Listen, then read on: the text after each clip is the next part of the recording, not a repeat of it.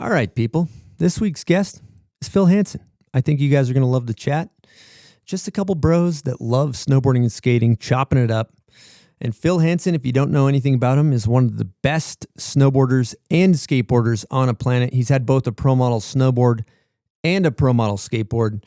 He's also had some questionable outfits over the years. But one thing that's not questionable are his skills on a snowboard and skateboard.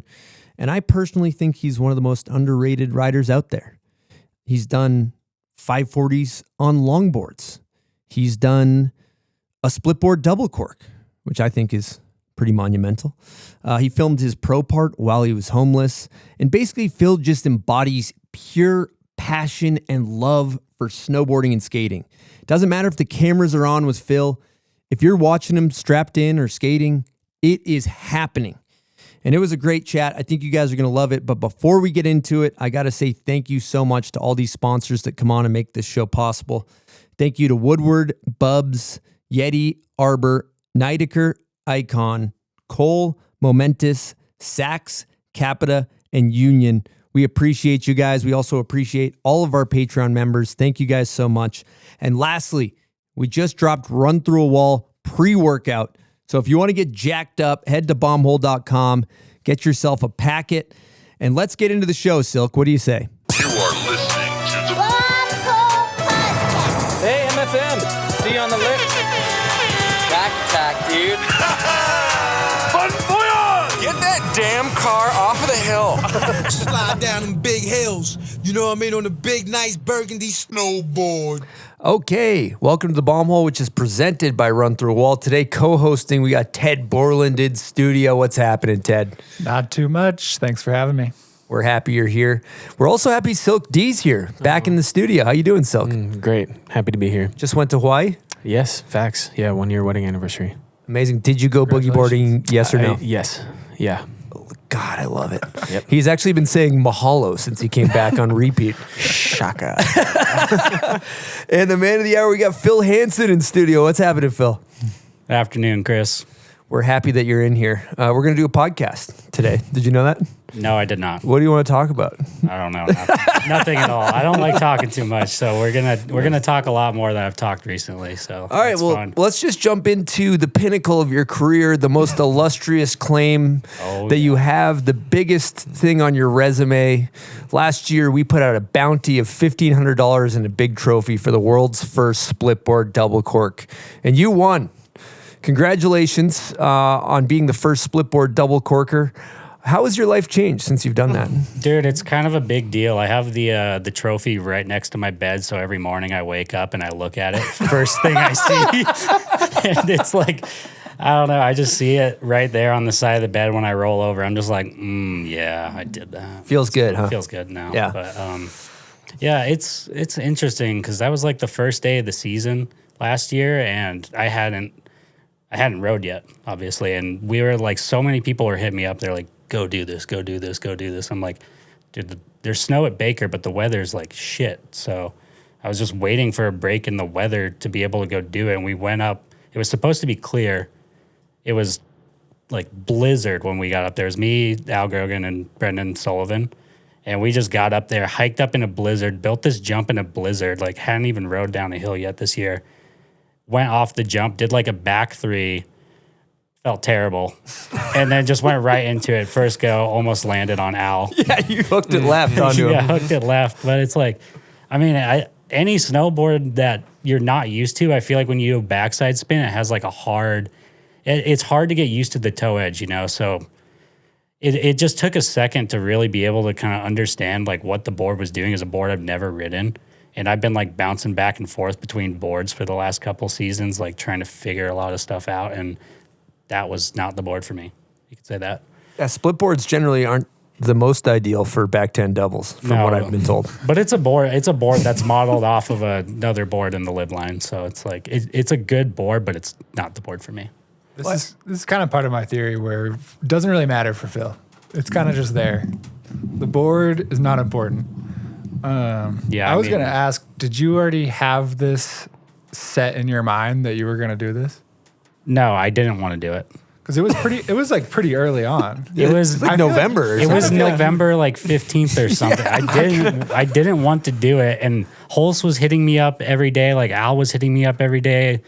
I don't so believe many you. people. No, they were. So you were No, just I don't peer believe you pressured. that you didn't want to do It was peer pressure. You can peer pressure Phil into doing anything. Well, this is true. But still, like to do it first day of the year, you kind of wanted to do it a little bit. That's a good point, Ted. Yeah. It got to the point where I wanted to just prove it to Holst that it's like, okay, I'll go do it. I'll go do it so you shut the hell up. Exactly. That's all it came back. Like 95% of it came down to that, and I was just like, okay, I'll go try. I'll go give it a whirl. If it doesn't work, it didn't work. Like I don't care that much.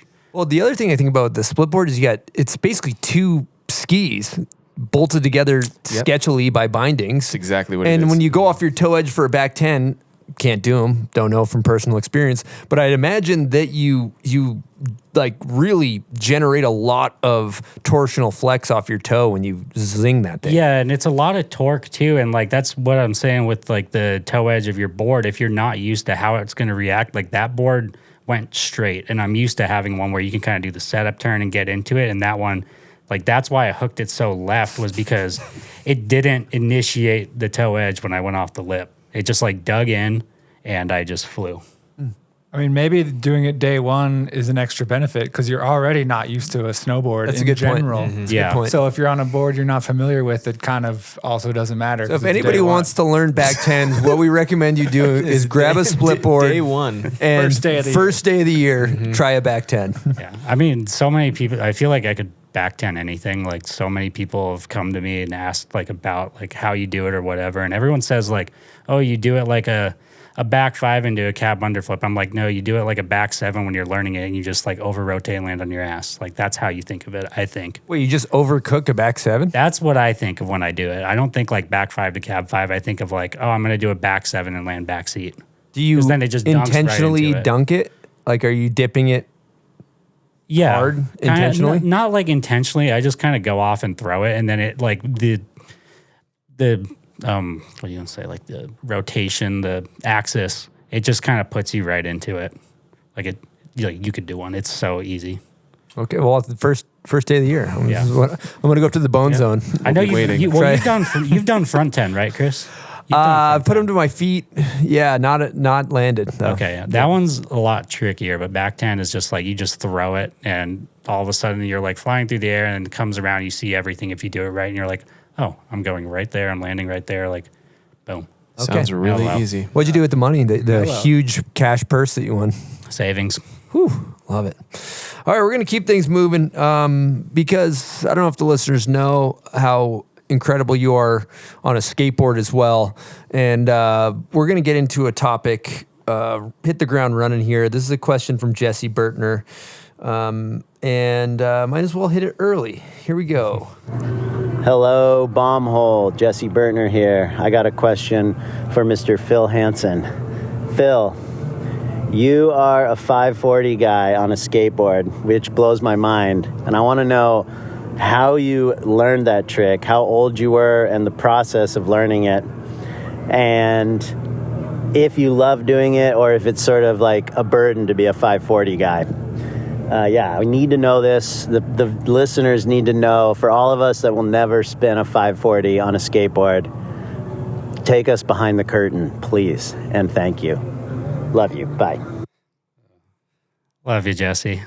God, he's so good. He's so awesome. I'll start off and say I don't like doing it. It's the same as a back 10. I don't like doing a back 10. I don't like doing a 540. I try to do one a summer just to be like, okay, yeah, it's still in there. And that's the same theory with snowboarding. I'm like, one back 10 a winter, it's still in there. Last year I did 2, but same theory, you know. And I'm like, I don't like doing the 540, but I have done so many of them in so many different fashions. Like I did a 540 on a longboard and flip-flops, like shirtless, not naked, not Bill Weiss style, but that would be cool. Marginal way. Yeah, marginal way, DIY, vert ramp, like all of it. I guess I've 540'd everything. And I learned it when I was 10 years old, or 10 or 11, something like that. I learned it. There was this indoor park in Colorado, and they had a vert ramp. And I would always skate it growing up and just like, I didn't know what I was doing. I just like go through there and do backside airs and whatever. And I learned it from Jimmy Scott, who I'm pretty sure he's like the dude that brought it. He brought it from roller skating to snowboarding. And that was his thing. And he was like, he met my dad and became my snowboard coach for like a couple of years. And my parents didn't know anything about snowboarding. And he's like, I'm going to like, that kid is good at skating. Like, I want to teach him snowboarding. And we took everything from skating and transitioned it to like half pipe and snowboarding. And that was his thing, was like, I want to teach you to McTwist a skateboard because you're going to translate it to snowboarding. And it's really funny because I still can barely do it on a snowboard. So what's the ticket? How do you do it? It's just scoop. Like, it's, you just kind of go off and just kind of dunk it and scoop it off of your tail, like, and just throw it, grab mute. I've never done it with any other grab, but yeah, that's kind of all you do. Cardiel claims in Epically Later, do you alley-oop it? Yeah, he does it with melon, which is crazy to me. Like, I see a lot of like the younger kids, they're doing it with melon too. And for me, that's not what I could do. Like, I don't do it straight up and down. I kind of do it and like come around to like my butt and my back and hope I'm just going to be able to like stomp it and ride it out. But yeah, that's how I learned it. Spinning it doesn't seem like the scary part. Committing to coming back in. Committing scary, yeah. Yeah. But it is kind of nice though, because that's what I'm saying. If you come around like to your back or your butt and like kind of just put your legs down, like you're gonna ride out of it or be able to just kind of like skirt away from it. You know, you're not gonna just like eat shit and die. Like, you're gonna be able, you can throw the board away really easily. You can get to differ on that. No, you can get out of it a lot of different ways. Ted's also like very tall, so he's probably. It's very calculated. It's very calculated. He stays low to the ground, low center of gravity. Yeah. First off, you're saying that it's not that calculated, but then you're saying that it's very calculated. Kinda, so yeah, which is sure. it, Phil? A little of both. Okay, perfect. Yeah, I kind of just think you've done it a million times. If you've done it since you're 10 years old, then it's kind of muscle memory for you. Yeah. And just setting it to where you can spot it, and then you just commit to landing it after you spotting it. Yeah, pretty much. But yeah. that still seems really hard. I mean, every time I do one, I probably throw away like 5 or 6 before committing to it, which is not good as I get older. Like, it hurts a lot. All right, let's talk top 3 540s on a skateboard that you've done in your life. Walk us through your first, second, and third picks. I would say that the first one has to be the first one that I did, because that's when I learned it. I don't remember it because I was 11, and like it. I mean, yeah. But that one was cool because it was the first one. I like practiced doing them a bunch over and over. My parents made a rug of it, and we had it like in our basement, like it's like a floor mat. So every time you like walk down to the basement, there's just like, our son can 540.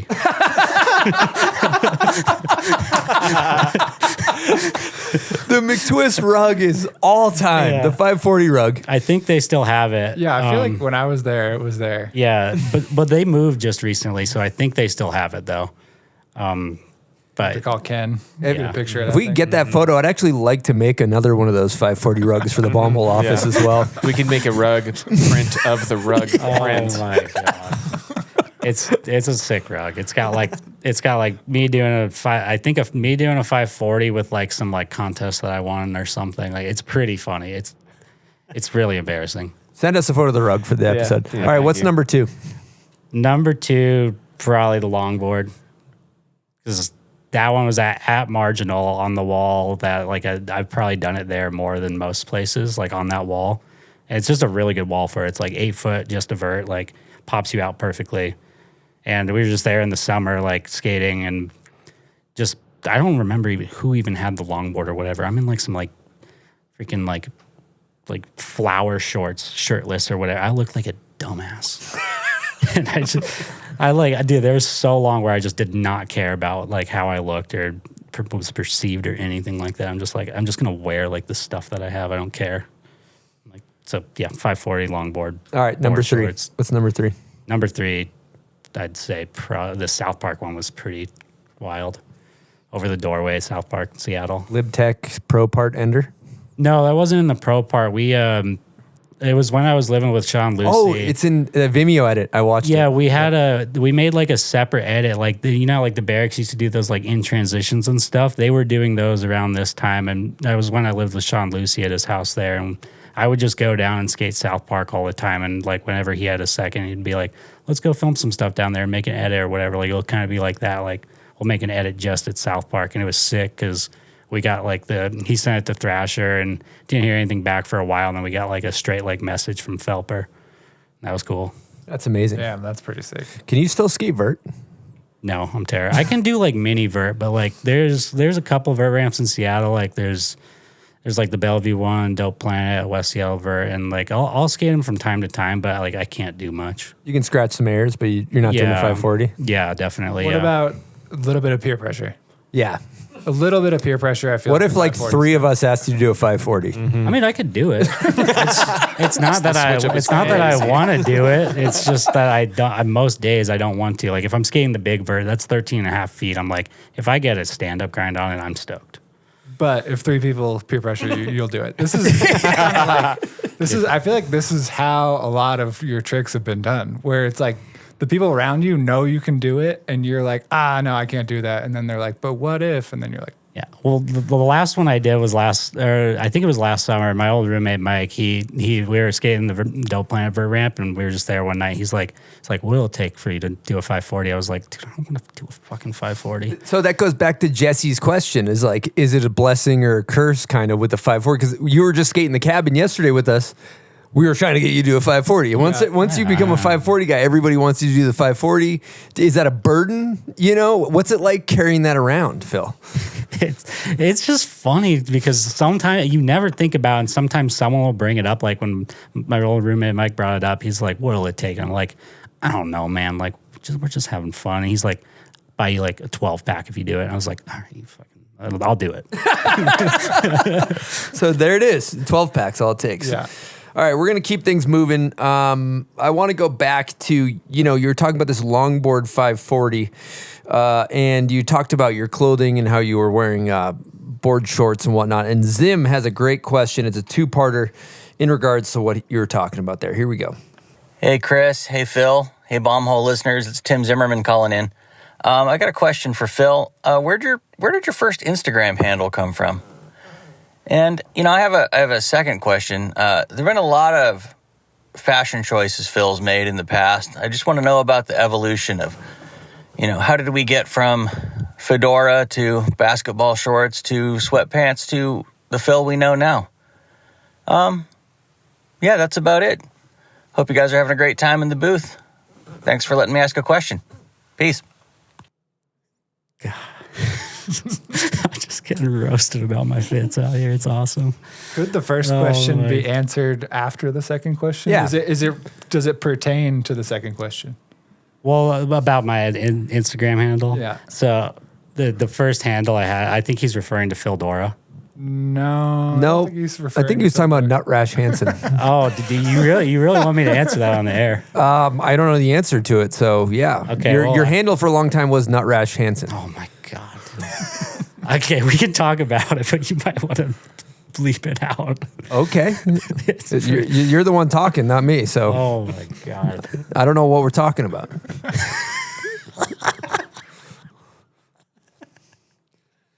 I'm sorry, I can't keep it together.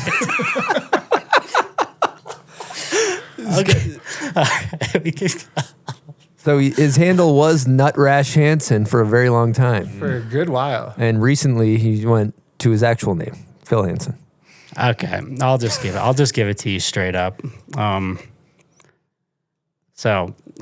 guess it kind of goes in chronological order, but when I was like in my teen years or whatever, I was like, oh, I gotta find a style for myself or whatever. Like, I gotta figure out my thing. It was like Greg Letzko was kind of hot at the time, and he was doing a lot, winning a lot of shit. And I'm like, I don't know anything. I'm just thinking oh, I want to skate contests, and like that guy's winning. He's sick.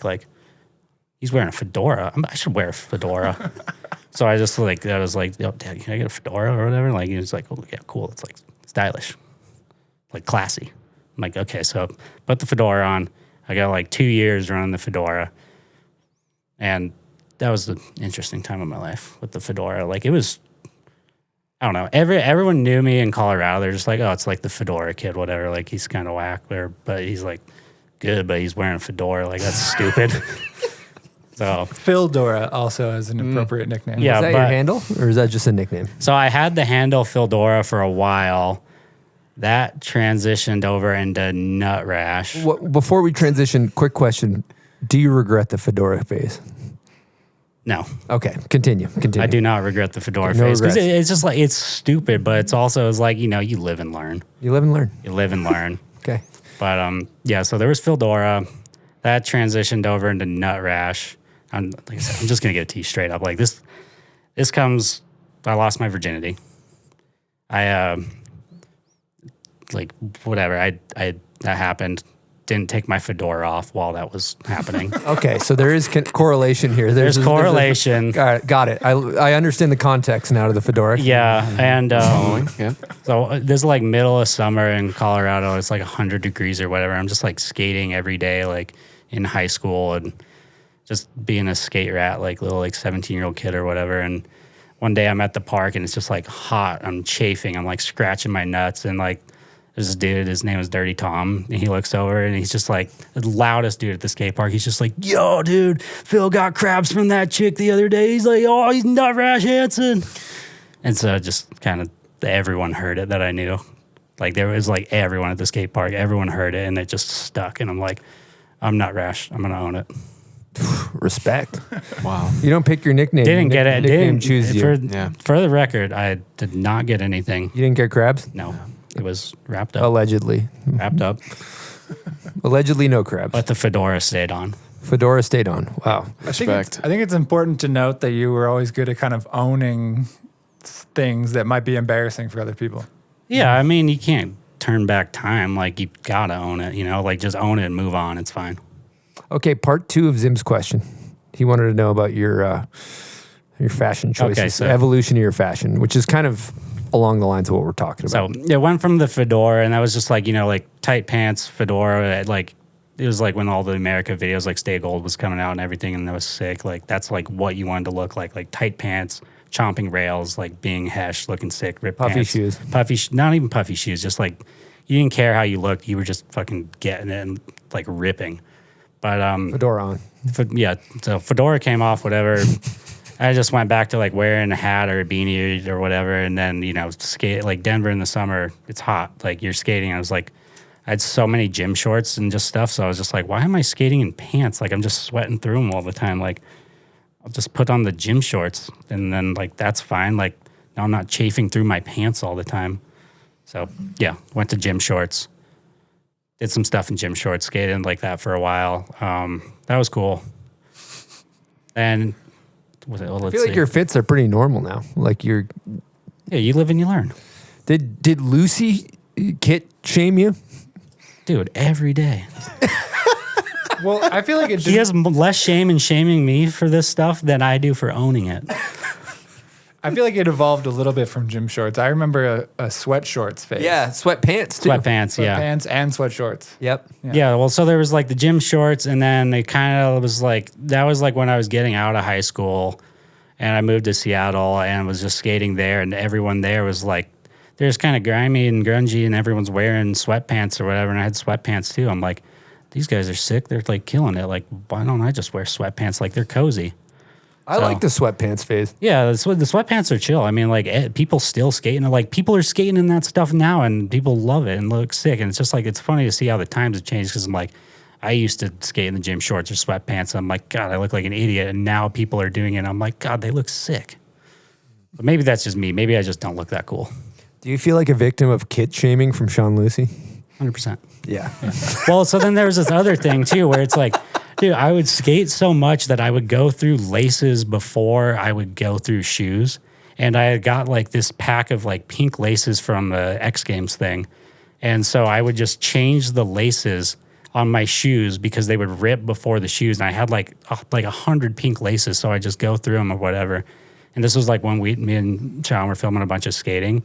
And he would shame me for having the pink laces on. And that's like, yeah, of course, pink laces or whatever.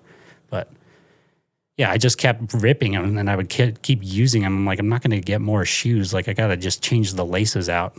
And he it got to the point where I think he's like, I'm not going to film you anymore if you keep showing up with these pink laces and sweatpants and like whatever. And like in these gym shorts, sweatpants, like board shorts, any of this stuff. Like, I can't film you like this, dude. I'm like, okay.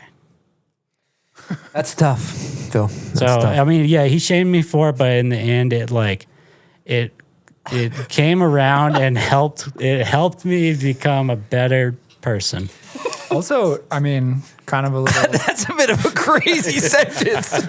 You shamed me for it, and it made me come around to be a better person.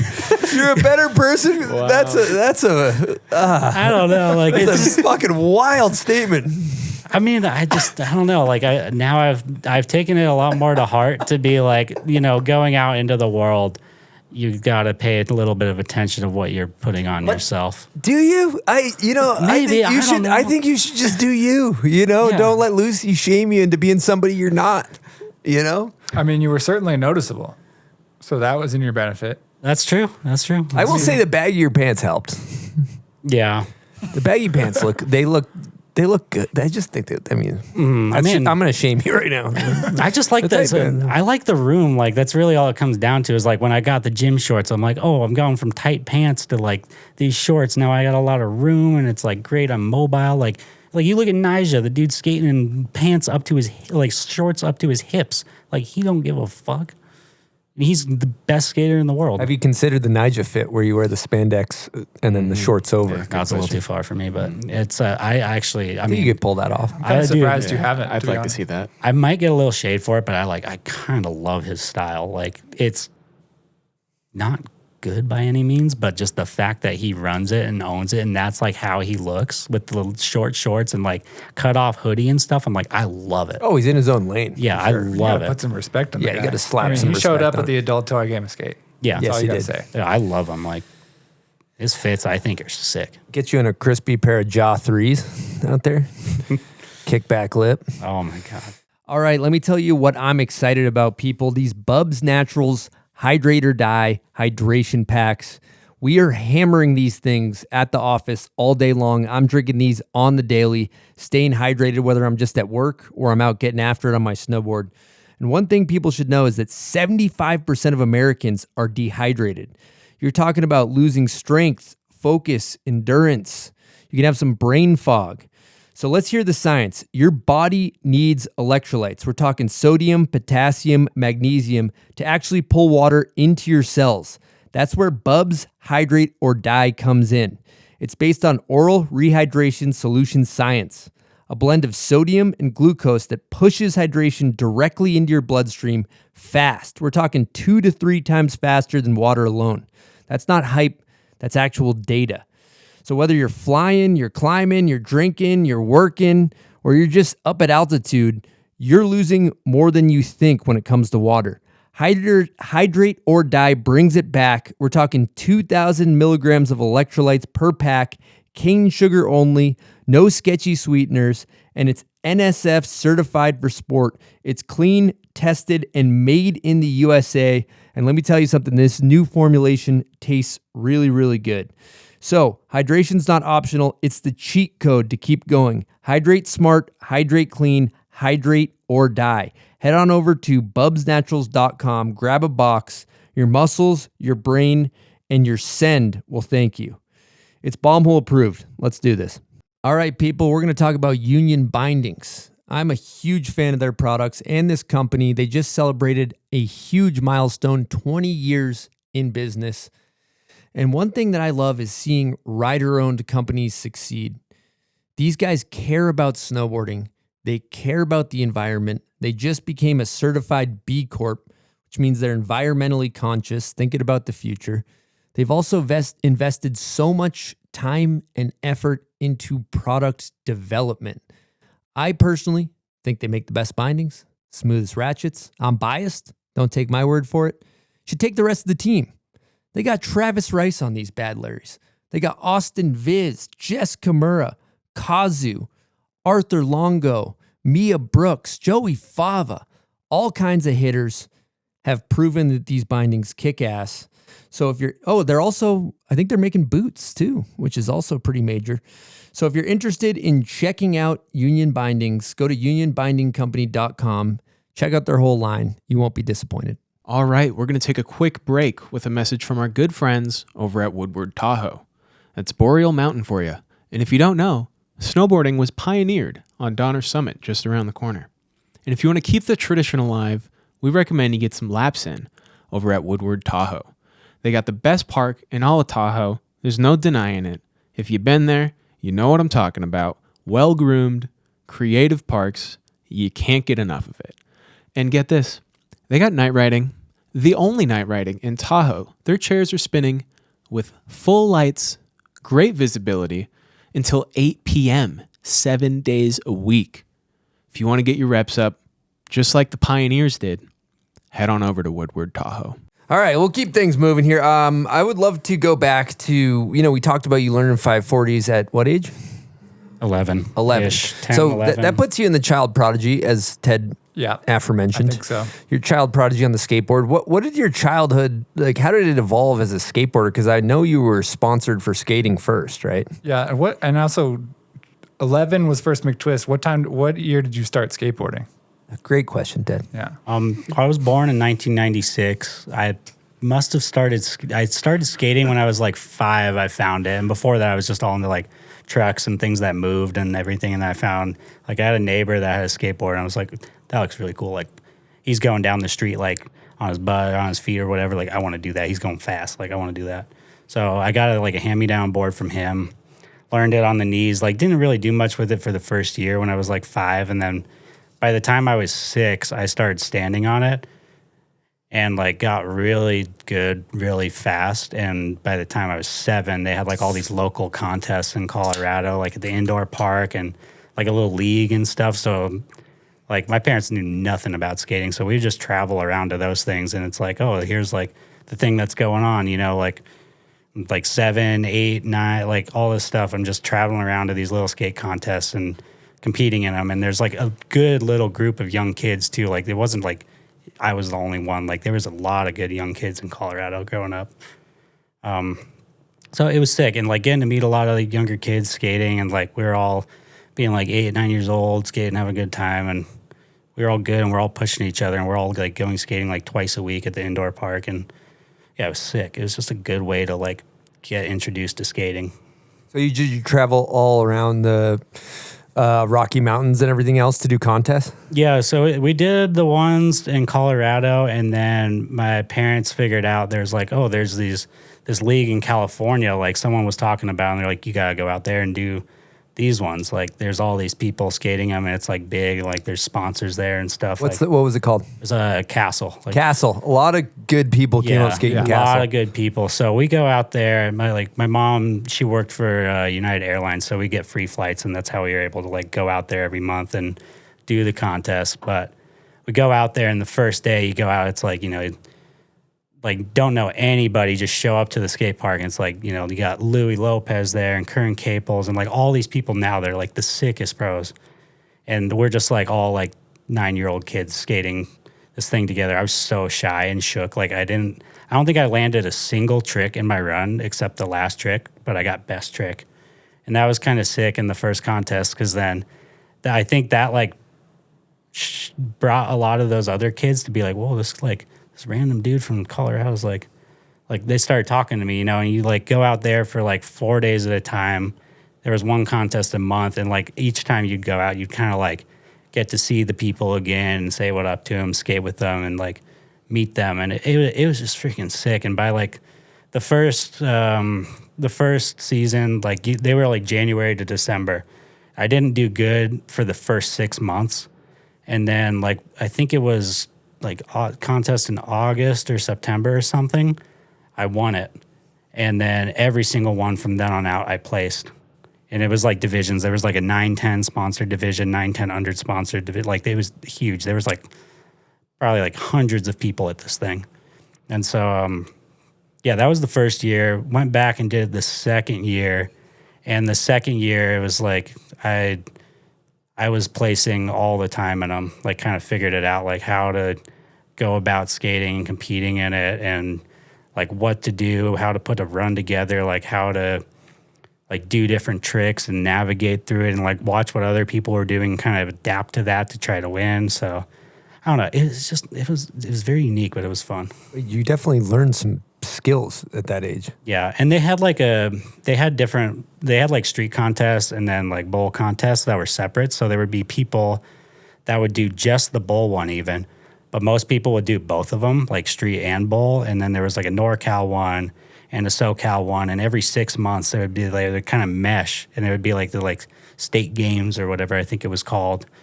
And I think the second year, I think I got like second in the state games or something. And that's like a really big deal. And then at the end of the year, there's like the state championship. And the first year, I think I must have gotten like fourth or fifth. I think fifth. And then I won it the second year. How old? 10. 10. Were you more of a street guy or a bowl guy? Ted, great question. Great question. So this was all the street stuff that I was winning. Sorry, I was just having fun fucking with Ted. I get what you're saying. Yeah. What I'm wondering is, were you sponsored at the time? Yes, I was. I was sponsored by DC, and the rep in Colorado, Mike Lauder, he hooked it up with me since I was like 8 years old or something. He would always come out and like hang out at the indoor park and stuff, and he started talking to my dad, and they just had they meshed pretty good, I think. And yeah, he just helped me. Like, he got me shoes, and they made a bunch of apparel and everything. And so I rode for DC since I was 8 and rode for them like all the way until I was 18. And then like when I was getting into snowboarding, he helped me get into snowboarding by like being like, oh, here's some gear and stuff. Like, of course I want to like help you get into this. What was your relationship like with your dad at that time? It was really good.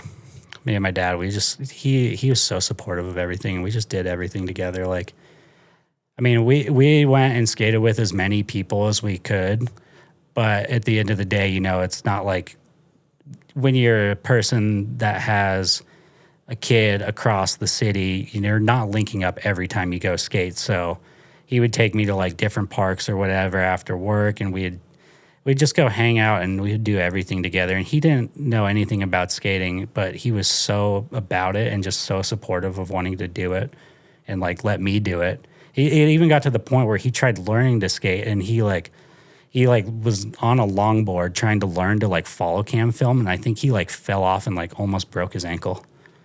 But it was just, dude, So he would post up at the park while you were ripping as a kid? Yeah, he would just post up at the park, and he'd just sit there like downtown Denver, like at D Park, whatever, just sit there like golf shorts on, just all the kids just like coming up to him and being like, oh yeah, it's like Phil's dad, like whatever, he's cool. Yeah, Ken is the man. He just like was so stoked on Phil's boarding, like, because when I stayed at your parents' house a couple years ago, they were just like, he loved going through the old photos and videos that he was taking too. Yeah. So he was like hanging out and filming you at the same time too. And he was not a filmer at all. Like he like fully got into, like, he bought a camera when he was like, oh, like, let's film this. Like, let's make you a sponsor tape. Like, let's try to do this. He just wanted to do anything it took to make it work for me. And it's like, I'm so appreciative of him for that. Amazing. I'm curious, just like, you're so fucking good at skating, Phil. Okay, we're all out here. We're all trying to learn. We're all trying to be good. We're trying our asses off to, you know, do our bullshit tricks. And you are so fucking good. Like, how did you get so good? Like, how are you the way you are? I don't know. What's the ticket? You do know. I mean, when I was growing up, I mean, all you do is you just throw yourself down stuff. Like, you have young legs, you're able to do that. Like, anymore, I can't do that. Like, I can't go throw myself down a 6 stair trying to learn like a kickflip front board on it anymore. But back then, I could, and it would be like, you know, me and my dad, we would watch videos and we'd pick things out, and we'd be like, I love this guy. Like, his favorite skater was Mark Johnson.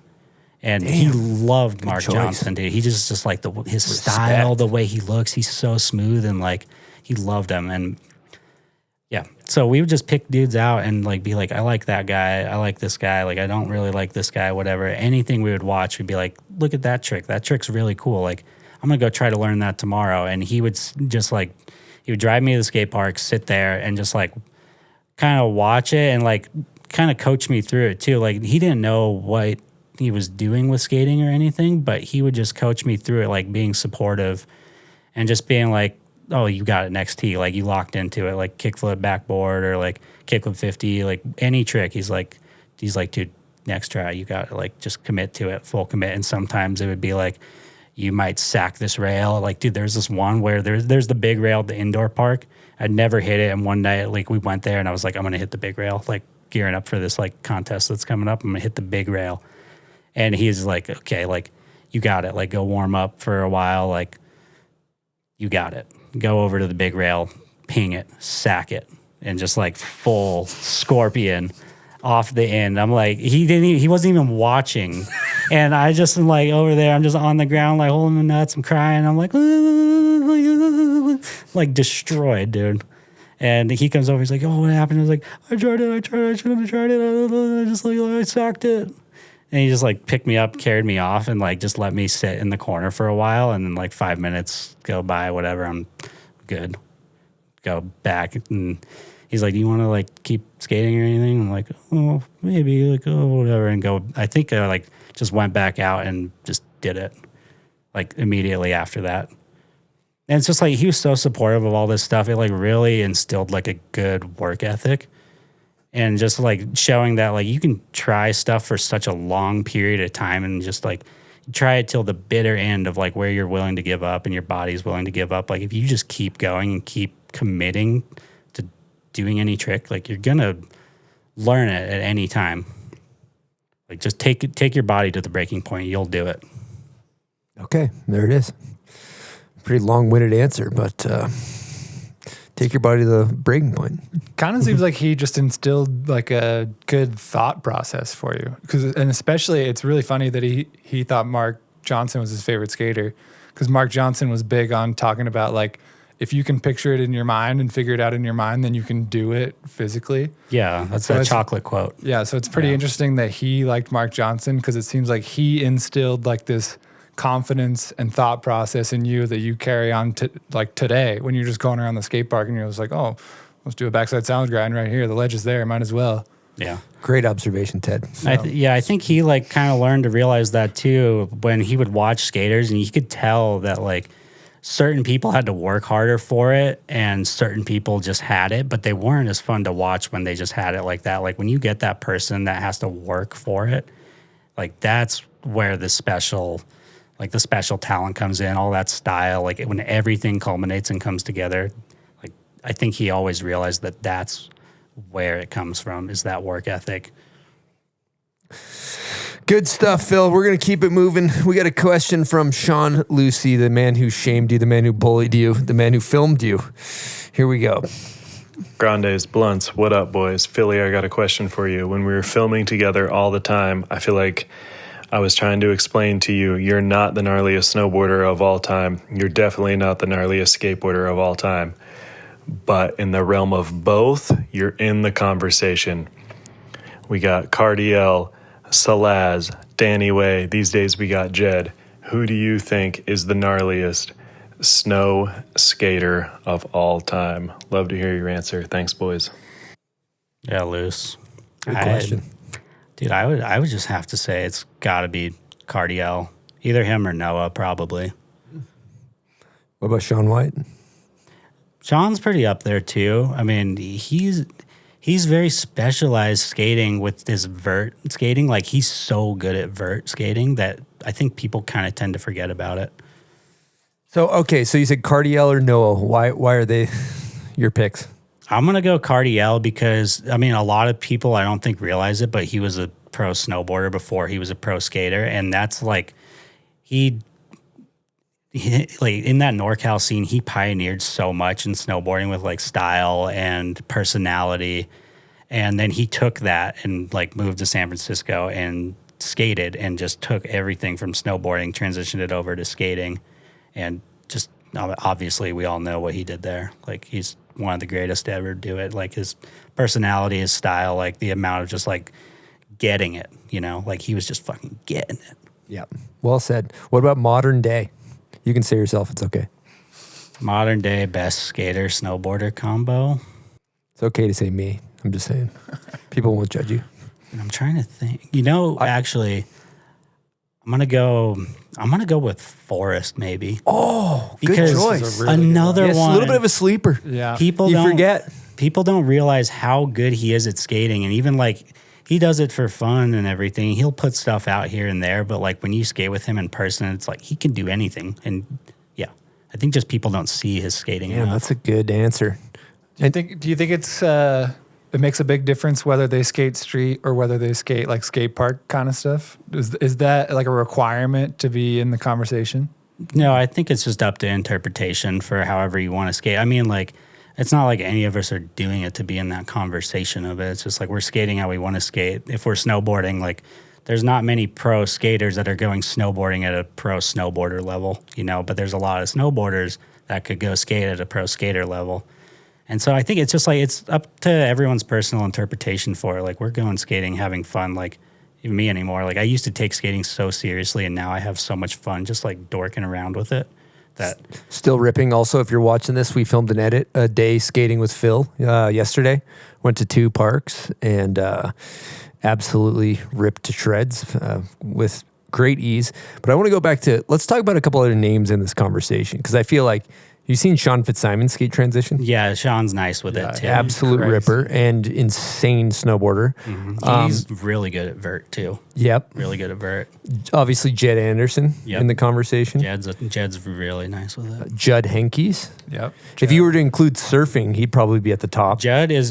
Judd or Brock, I would say, are probably the best surfers in snowboarding. The trifecta combo player. They kind of got the trifecta going. Yeah. Judd, trifecta, 100%. Yep. Stevens, ripper on both. Yep. Yeah, Jake Kuzik, ripper on both. Yeah. He's got a really nice manual game. Yep. It's a lot Scotty Arnold.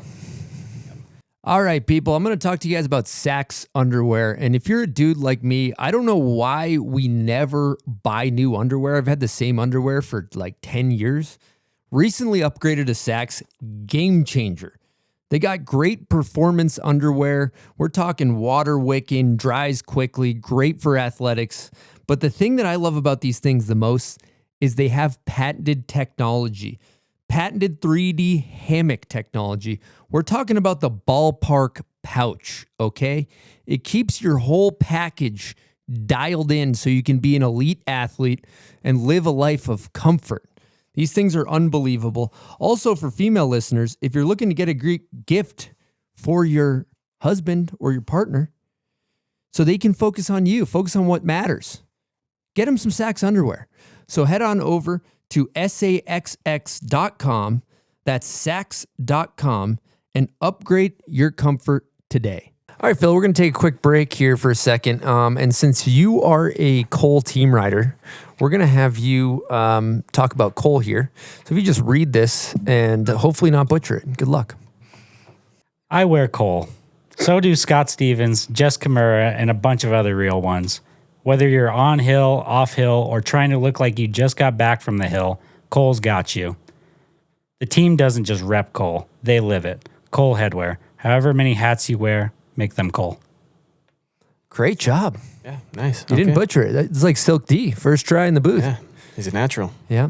It helps that my girlfriend works for Cole. Who wrote? Did she write the copy? Yeah, she wrote the copy. Nice. She killed it. She's a copywriter also. That's great. We have a Cole hat coming out. It says, "I'm just here for the banter." That is my favorite hat we've done in a very long time.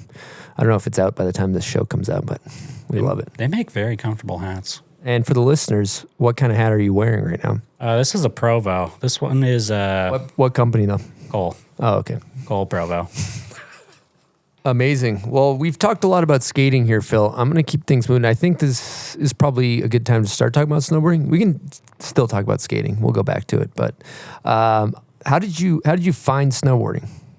So snowboarding, so the same kid that got me into skating, he at one point had a snowboard, and I was like, well, that looks cool too. And like, he was older than I was by like 3 years or whatever. So I was like, I want to do whatever this dude's doing. He's cool. Like, he's got me into skating. Like, this is fun. He has a snowboard. This is fun. So he gave me that as a hand-me-down, and then he moved away, and I don't know whatever happened to him or nothing, but so I got a snowboard from him. It was like a Burton Chopper, and I went up to Loveland when I think I was 6 at the time, like just after I had started skating, got the snowboard, went up to Loveland. First run, I went up the lift, and the instructor was like, "Oh, you ever snowboard?" Like, no. He's like, okay, let's just see what happens. So he's like, go for it. Went straight down the hill. Didn't know you were supposed to turn or anything. Just ran straight into the lodge. Just explosion. Your body hit the lodge? Yep. Damn. Respect. Just straight into it. That was the first run on a snowboard. But yeah, I probably went like 2 or 3, maybe like 4 times over the next couple of years. And then when I was 10, we were skating at the indoor park in Colorado, and my dad's sitting there just watching me skate the vert ramp, whatever, just like doing like what we normally do. And there's a dude standing next to him, and he's like, oh, that kid's like, man, if we could like take that and like learn to teach him snowboarding, like, oh my, like he could be good. And my dad's standing there. He's like, what? That's my son. Like, what? And this turns out to be Jimmy Scott. And he's like, okay, like we're gonna teach, like, does he snowboard at all? I'm like, oh, couple times, like here and there. He's like, okay, like we're gonna teach you to snowboard. And so he brought me from Denver, and we went up like twice a week. We went to like, there's this place called Echo Mountain outside of Denver, and we would go there at night once a week and just kind of like dork around, snowboard stuff. It was kind of icy, but it was fun. And then we would go to Breck on the weekends, and we would just ride the pipe there, because he was a big pipe guy, and he was like, this is the fundamental of everything. Like, this is where you learn your edge control. This is where you learn everything. So he was really big on pipe, and it's really funny because now I can't ride pipe. Like, I was probably better at riding pipe when I was still 10. ride pipe. Yeah, You're full of like, shit. not that good. Jesus Christ. For the listeners, when Phil says, I can't do this, that means he very well can. That means he can do like a 900. Yeah, that means 10 if feet 3 out. people ask him to do it. Yeah, he'll do it. exactly. So he can still ride pipe, but continue your story. Yeah. Anyways, yeah. So we would pick him up, and his car wouldn't make it up the canyon from Denver. So my dad would pick him up in the morning. We would drive to Breckenridge in the weekend, and we would just do like day trips on like every Saturday. We'd go up there and we'd just ride the pipe. And my dad would sit there in the lodge and just kind of like just chill, read a book, whatever, like see the mountain scenery. Like, he used to ski, but he couldn't because his knees were so bad. So it's like why he was like, okay, like we're going to have someone coach you and like take you up. And like, so that's Jimmy Scott was how I got into snowboarding. And he taught me like all the fundamentals of edge control, pipe riding, like all these tricks, like 360s, 720s off jumps and everything. And I rode with him for like 2 years, and he moved back to California, and we were just still in Colorado, and he was like, oh, let's try to like get you to California. We could go ride Mammoth and everything. I was like, dude, we didn't have the money for that. Like, my dad's a construction worker. Like, he owned his own contracting business and like finished kitchens. So he's like, we don't have the money to do that. So I just kept snowboarding on my own, and met some people in Colorado, like got involved with, let's see where to go from there. There's like, you know, Roberto Murphy at all? He's like an old coach in Colorado too, and got involved. I think he like used to like help like Paul out a bunch too back in the day, like when he was all young and everything, and would come down from Jackson. And so I got involved with him, and he like really instilled like that same work ethic in me to be like, dude, just believe in yourself. You can go do everything. Like, you can be as good as you want to be. And he like took those fundamentals that Jimmy Scott had always taught me, and then brought that away from the pipe into like slope style contests and going through USASA, made it from there into like nationals, and did like terrible the first 2 years in USASA nationals. And then like the third year comes up, I think I was 13. I was like number like 35 seed or something out of like 60 people that were there. And we had this run planned out. He's like, dude, like, today's your day. Like, we left from 5 in the morning in Denver, drove up through a blizzard, like probably shouldn't have made it up there for the contest, and ended up winning it. Like, I'd like put down probably the best run of my life up to that point, and won. And what was the run? Yeah, what was the run? Yeah. I did. Good question, Silk. Good Thanks, question. Chris. I did cab 7, switchback 1, back 9. Like, I was a big backside guy. And yeah, I won. And then after that, it kind of transitioned from being like, oh, maybe like I was still skating and doing skate contests in the summer, but it kind of transitioned from being like, maybe we can focus on both. And like there's great skating in Colorado in the summer, great snowboarding there in the winter. So we started to kind of try to be a little more serious about snowboarding and be like, oh, maybe we can make something happen. Like you just won the national championship. Like let's just see this through and see what happens. So then from there, I was 13 when I won that. And when I got into high school, me and like my mom pretty much decided we were like, I just want to snowboard in the winter, but it's so hard to do that from Denver during the day. So we figured out a way to go from living in Denver and go to Breckenridge, and we just got like the small little like studio apartment. We had this dude, Scotty, he had a bowl in his basement, and we met him through skating, and he had like a little studio above his house, and we lived in that.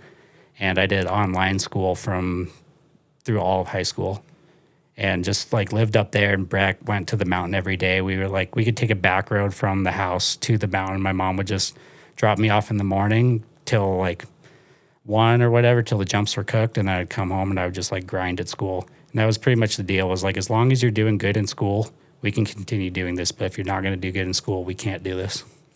I heard a rumor that you got some type of scholarship to go to some, like you did really well in school. Yeah, I was a straight A student, except for Spanish. I failed Spanish twice. I'm really bad at Spanish. Did you get a scholarship? Is that true? I did, yeah. So I got like a next to perfect score on the ACT in math. Jesus Christ. I think the perfect I didn't know score we were was- dealing with a Matt Damon and Goodwill Hunting scenario here. Jesus. Yeah, I got a 32, and I think the top you could get was like a 33 at the time or whatever. So I had a scholarship to go to Colorado School of Mines. But I didn't. It's like crazy thinking about it now. It was like a $250,000 scholarship, and I'm sitting there thinking about it. I'm like 17. I've just kind of like got enough power to like do these things I want to do skating. Like I'm just getting good enough at snowboarding. I started like doing really good in rev tours and everything, and was like competing and like starting to win a lot of stuff. And like I was just like, do I really want to like follow through this school path or whatever? Like, do I really want to be so serious to go to college 4 years right now at this very moment? And I talked to my dad, and he just says, we were like talking about like dude to dude, and we're like, you can always go back to school, but right now, like, you have a really good opportunity. You've done this your whole life. Like, you should see it through, and you can always go back to school, but like, follow your dreams, dude. Like, just follow your dreams. So you're kind of a genius, is what I just learned. You're kind of a genius. Math. That's why you can do 540s. Math. That's it. That's you should have said that from the beginning. It's just all math. Yeah. It's basic math. Just math. Yeah. It's fundamental math. Maybe that's why everything's so calculated. I don't know. But yeah, I turned it down though, and I eventually ended up moving to Washington through a friend, Mikey Swearingen, and just moved to Washington. Was talking. It was like after I'd met Jesse too, and Bertner. How did you meet Mikey? So let's see, how did this go? For those who don't know Mikey Swearingen, just picture Patrick Swayze on a skateboard. Yes, he is one hot dude. That is for sure, man. He is a freaking crazy guy. I love him. But yeah, I think I met him through like the old Sonar tours with Pat Milbury, and I knew Pat from like snowboarding in Colorado and stuff. And he used to. He was just always around doing stuff, whether it's like snowboarding, skating, art, like events. He would always just be showing up, and he did those Sonar tours. And one time he was like, hey, do you want to come down to like the X Games with us? Like, we're going to Texas. Like, we can get you in and you can do like the tour with us. And I was like, okay, that sounds sweet. Like, let's go skate this thing. This is going to be fun. And went to Texas. This was like the first trip I'd ever been on without my parents, and went with Pat.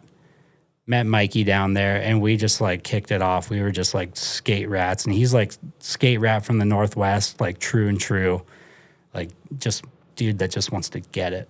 And I'm like young kid from Colorado, just wants to get it. And we just hit it off and stayed in touch, and got out of high school and decided to turn down that scholarship, and just decided, I was like, dude, can I come move in with you? Like, I've been visiting you a bunch in Washington. And like, he helped get me on Lib as well as Pat.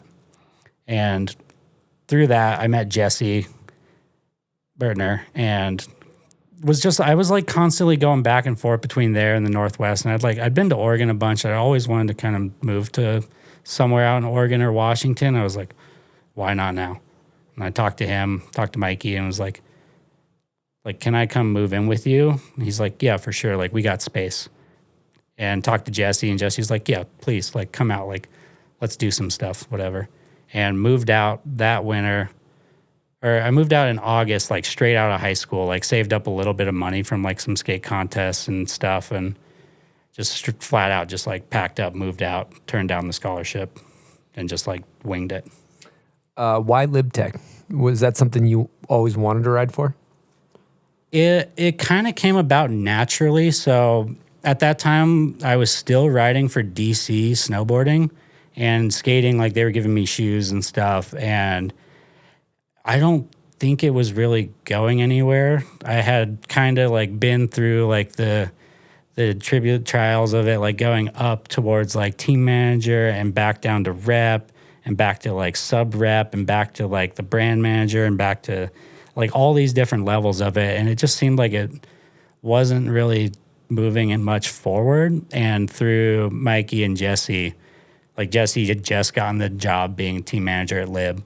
And it was like, okay, like it seemed like he had something that, and some sort of plan that DC wasn't going to offer. So it was really hard at that time to be like, okay, I've ridden for DC for 10 years, and they've like, I felt so attached to them. Like, I loved their company. I loved their brand. And I was like always envisioned, like, I want to like be with these people forever, like whatever that entails, you know. But it got to a point where I was like, to move forward and like, I want to figure this out. Like, I just turned down a scholarship. Like, I got to try to do the right thing for myself. And yeah, it just fell into place. And I don't know, Lib is awesome. Why is it awesome? I want to swoop that one. Yeah, because I used to ride for LibTech as well. I remember when Phil got on the team thinking that I was cooked because this kid was way better than everyone else. But anyways, like the team aspect of LibTech is so dependent on how you rip. It's not really like how cool you are. Like, I mean, you have to be able to hang with everybody, but it's like such an emphasis on, like, they call the team rippers. And Phil, I feel like, is a good definition of someone who just rips. So it is like a pretty perfect match for Phil to be on a company like LibTech. Natural fit, rips. Yeah. They make skateboards, rips transition, can like, rip big Northwest transition. Like, all they think about is how hard they can rip. It's not really like, oh, I need to like be this certain type of dude to be on this team, or like I need to wear this certain amount of. Obviously, Phil did not care about what he was wearing. He just cared about ripping. True. So it was a pretty natural fit, and Bertner definitely saw that like right away. Yeah. And I don't even think I never like pictured it like going down, like moving from DC to Lib, that I was like, oh, I'm going to get on the team and all this stuff's going to happen. It was just kind of like the natural progression of where I was at with like meeting people, and it just felt right. Like Jesse was like immediately welcoming. Like I felt like he'd brought me into his family immediately. And like same with the rest of the skate team and a lot of other people that were there at the company. Like I used to go to their office and just like sit there next to like Jesse and whoever else and just do like college homework. Like I ended up going to community college, but I would just sit there and do homework next to them while they were working. And I'm like, it's just a family, dude. Like they care about every single person that's there, and they bring you in and like build you up for the right reasons to like, you know, you're going to be around there for a long time if you're involved with them. Well, and that brings us to the board I'm staring at behind your left shoulder, which is a pro model with LibTech. How did it feel to get your first pro model with those guys? Felt pretty good. Yeah, were you tripping? Did you get the skateboard or the snowboard first? I got the skateboard first. I got the skateboard when I was like 21 or something, and that Phil Butt Hansen?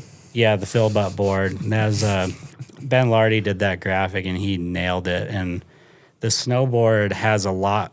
It's a lot of a play off of that graphic, kind of like I always loved those colors and just how it looked and everything. And this graphic, I was like, I just wanted to have the same kind of feel with like the blue and just how it felt for me. Like it felt right. It felt like something that was personable and matched everything that I like did and believed in. And that's how this board kind of is for me too. And Yeah, I was tripping on it for sure. Like Jesse came to me and met up with me at a skate park and told me that I was going to get it. And I don't think I really knew how to react.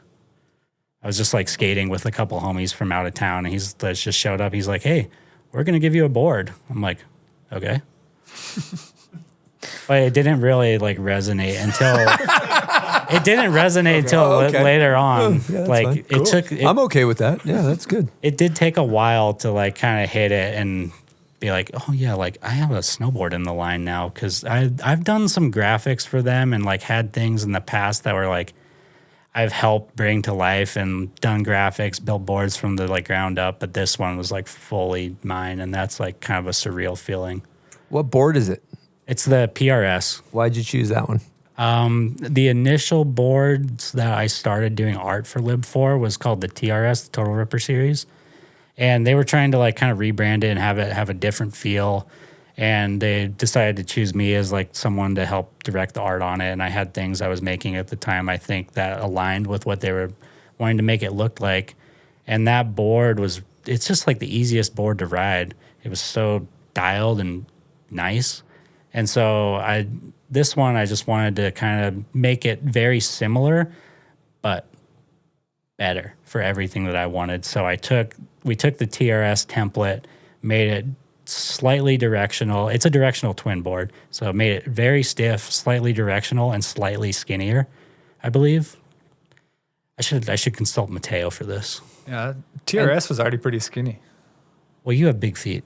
Yeah, I could never ride that one. Yeah, I'm sorry, but so do you use it for everything? It's mainly my POW board. I wanted to build it because I was looking at it in the way I'm like, what do we have a void in the line of that we should have?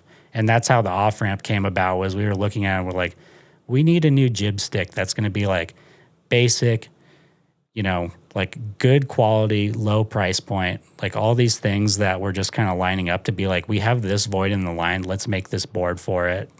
And so that's how we made the off ramp. And I approached this one with the same thing and looked at the line. I was like, we have all these directional camber boards or directional C2 boards. Like, we need a basic chomper for, like, you can ride rails on it.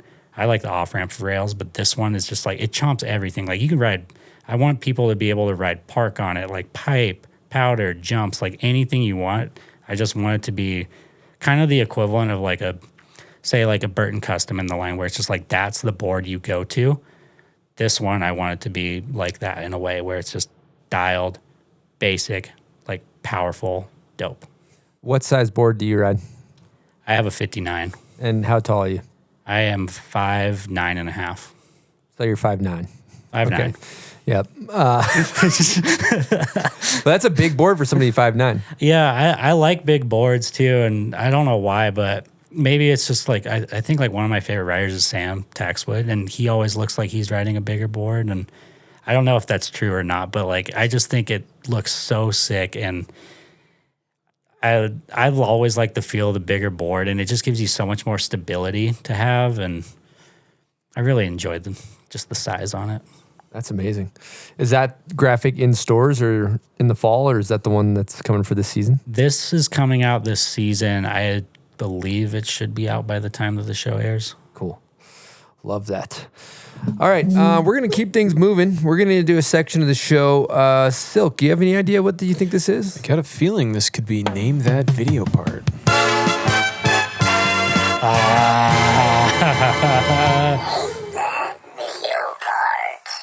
This is scary. I had very low confidence in this for you. Yeah, basically I consulted Ted and it kind of made it sound like you just weren't going to get any video part. So well, I don't. Just pick whatever. Yeah, I don't.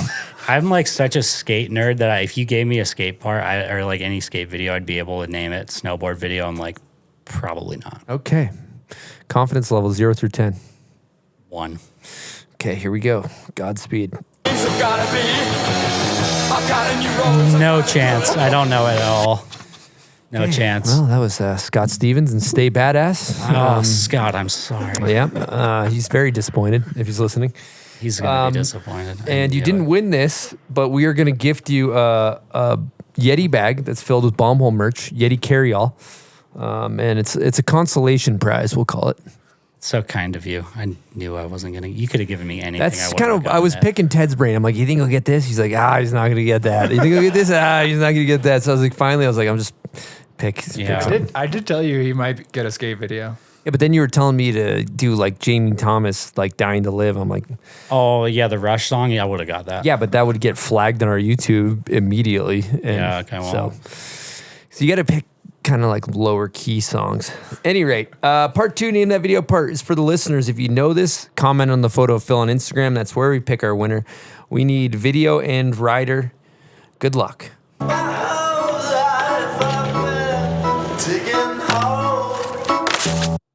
Okay, thank you guys for playing. Name that video. I don't know that one either. God, dude. Shouldn't have said that. Sorry, You are just disgracing. I'm so sorry, Ted. Should have kept that to yourself. I'm so sorry. First video part, everybody. That was the first one I did, yeah. Yeah. That was right Weather when, Outside is Weather. He did have a part in. Oh, wait, no, which one did you? Oh, no, Was you that said before everybody? Weather was before. Oh, let's talk about the weather part. Yeah. That was frigatoni, dude. So that was the first. That was nuts, wasn't it? That was nuts because that was kind of, no one knew who Phil was. Oh, that was Phil's. Yeah. Phil, welcome to the party. Yeah, including like a bunch of, like most of the think tank crew. They were like, who's this guy, Phil, in our video? Yeah, that part's messed. That was that first year that I moved to Washington, and I lived at Snoqualmie Pass, and it was like so magical because I'd never seen snow like that happen there. Like the first thing I saw was we had like a 9-foot dump of snow that closed the whole pass down. We were stranded up there for like a week and a half in our house, and we would just like hike up the mountain, ride powder all day, like build stuff. Me and Mikey, like never done anything like that in my life. So it was like, that moment I was like, I think I made the right choice, like being here. And yeah, like about halfway through that winter, I just kind of was snowboarding, having fun, like riding powder, like kind of getting the hang of it. And Jesse was like, hey, like, do you want to come on a trip with us or like something? Like we had filmed some stuff at Snoqualmie that season, but like not a ton of things. So I went on a trip with Jesse and Lucy and Reese up to Alaska, and we went to Turnagain Pass, which is like the think tank staple. Like all the jumps up there, like they've hit for so long. And we went up there, and I pretty much filmed that whole part in like a week up there. And that was like my first real trip, like going on a film trip with anyone. And it was sick. Like we went out every day. It didn't matter the conditions or like if the snow was getting better or worse, we were still out there trying to do anything. And like some days you're out there, like you're riding the like peak that was at the top there. And there's like some clips that I have from that. And other days we're like in a rainstorm in the trees, like building this like worst quarter pipe of all time. It was sick. Was that in the spring too? Yeah, I want to say it was like late March, maybe. Yeah. Yeah, and that was, I think, the only trip I've went on for that video. And yeah, which most of the rest of the video was like already done filming. Because it was mainly, I feel like we were mainly filming in the streets. Yeah, you guys had like a lot of stuff, and I don't even think I barely knew you at that point either. We had met at Hood the year before, but then... I remember the first thing I said to you, I was like, hey, I know you. You sold me a Cobra dog. And you were like, I did. You were disappointed in me. I totally remember that. You're like, I sold a lot of people Cobra dogs. Well, the snowboard footage is great. Like, let's talk about the skate footage down there, because you had full skate and snowboard part to provide. It was a mixed part. Mixed was, bag. yeah. Specifically, I want to talk about the front lip ender, because that was that is elite. That's not like, oh, this guy's a snowboarder that's good at skating. That's like elite pro skater level front lip. It looks like a 13, flat 13 or something. Yeah, it would still be crazy if it came like out. Jamie today. Foy could put that out and you'd be like, holy fucking shit. Yeah, it's a 10 flat 10. 10 flat 10. And big 10. stairs though. Just mellow 20 stair. Mellow. Yeah. That was on Ollie Bertner's second birthday. Really? Yeah. That's the cool fact about it. And we went from that spot to his birthday party. Okay, well, like you went there, you front 50'd it. Were you planning on front lipping it? No, and we found that, like, so it was me and Lucy. We had filmed a bunch of stuff skating that spring, and like, it wasn't like I was thinking I'm filming for a video or doing whatever. It's like just what I did was I was just skating. Like, I just wanted to skate and film stuff. I moved from Colorado where I had a really good crew of people skating with to there, and it was like, this is the dude I'm filming with. Like, it's Sean Lucy. Like, this is the dude I'm filming with. And so we just went out, like, me and him all the time, and we would skate stuff. And we found that it's down the street from his house, and went there with the intention just to 50-50 it. Did that relatively quick, probably like 10, 15 minutes. And that one's really easy because you can always, like, I mean, not easy, but you can jump onto the 50-50 and just jump off into the grass, like, pretty minimal consequence if you think about it. And so I did that a bunch of times, and, like, you can just kind of work your way into, like, locking into it more and more and more. And one time, like, it's like same with like a long rail or a kink rail on a snowboard. Like, one time you might be kind of feeling it out, and then you just lock in. You're like, okay, I'm going. So that's what happened with the 50. Just locked in and was like, going. Did that, and was looking at it. I never lip slid a kink rail, or I had maybe lip slid a couple kink rails up to that point, but I was like, this would be a really good lip slide, and just started kind of trying it, winging it, and I probably did it in like 30 minutes maybe, and yeah, it was crazy. Like, I don't really recall much from the day. I think we might have like gone to the thrift store in the morning or something, just like chilling. And then we were like, let's go like check that rail out, see how I'm feeling today. And then just that happened. Savage. Yeah. Crazy. And then went to Jesse's son's second birthday party. Well, it's funny that you say that because we actually have a guest question from Jesse's son, Ollie Bertner. Oh, Here we go. Hey, Bombhole, it's Ollie. I have a question for Phil. What's the best snowboard trick you've done ever in your entire life? Good question, Ollie. Thanks, Great Ollie. question, Ollie. God, he is such a character. I love him. I don't actually know what the best trick I've done. You got to pick one. I'm trying to think. Say your favorite one. Favorite one. I mean, the one that I've always liked is at the dam, that like backside wall ride Miller flip. Oh, yeah, that was crazy. That one was really cool to me just because, like, that was... Which video? That was the first time. That was the first time we filmed together, I think. I think so, too, yeah, because you were there that day, and I think Jesse filmed it, or maybe you filmed it. I filmed one angle. Okay, you filmed one angle, and then Lucy must have filmed the other angle. And, yeah, we just went there, and I remember we were like... You guys used to be able to, like, drive right to it, right? And then they put in, like, a... Oh, yeah, we had to trek They that put one. the parking lot there, so we trekked, like, 2 hours to it. And by the time we got there, we're just like, fuck this. Post-hole service with probably... I think we had a bungee and, like, all of our push shovels, post-hole service, like, 1.5 miles through snow. Yeah, it was not a good walk. But I think that would be one of my favorite tricks, I think, that I could think of. Wait, did we bungee into that thing? I don't remember. That day, I don't think we did. We built a drop in and we went like off the top, built a landing, and then like, because I went back to it last year too, and it was fun going back to it and like riding it again. But yeah, it was we hit it a really interesting way that day. Yeah, it was really weird. We'll have to find that clip. I might have it somewhere. But Yeah. it was like a wall ride, but he like does like a backside Miller It's in flip. weather. Yeah. Yeah. And that's like there was a direct, I tried to directly mirror like Cole Navin does the like front wall ride, front Miller flip and rendered useless. And like I saw that part, and that part was like so crazy to me at the time. And like I saw that, and I was like, I want to do what this guy's doing. Like this guy is doing some like real unique shit. And so I tried to like mirror a lot of stuff that he was doing with like that trick, and just thinking about jibbing in general. He was doing so much crazy stuff at that time. Like it was so cool. All right, we're going to talk about Arbor. I like what Arbor's got going on these days. They're doing big things. So Arbor has been making high-performance snowboards for nearly 30 years with a little thing called craftsmanship, and they do it with a conscience. These guys were on the sustainability tip long before it was cool, using real wood top sheets, eco-friendly materials, and giving a damn about the mountains and the planet. They're backed by one of the sickest teams out there. We're talking Jared Elston, a.k.a. Big Air Jer, Mary Francois, Red Gerard, who just won an X Games gold, Brian Iguchi, Danny Cass, and many others. Arbor Snowboarding is resetting the standard, blending high performance and sustainability with precision, power, and purpose.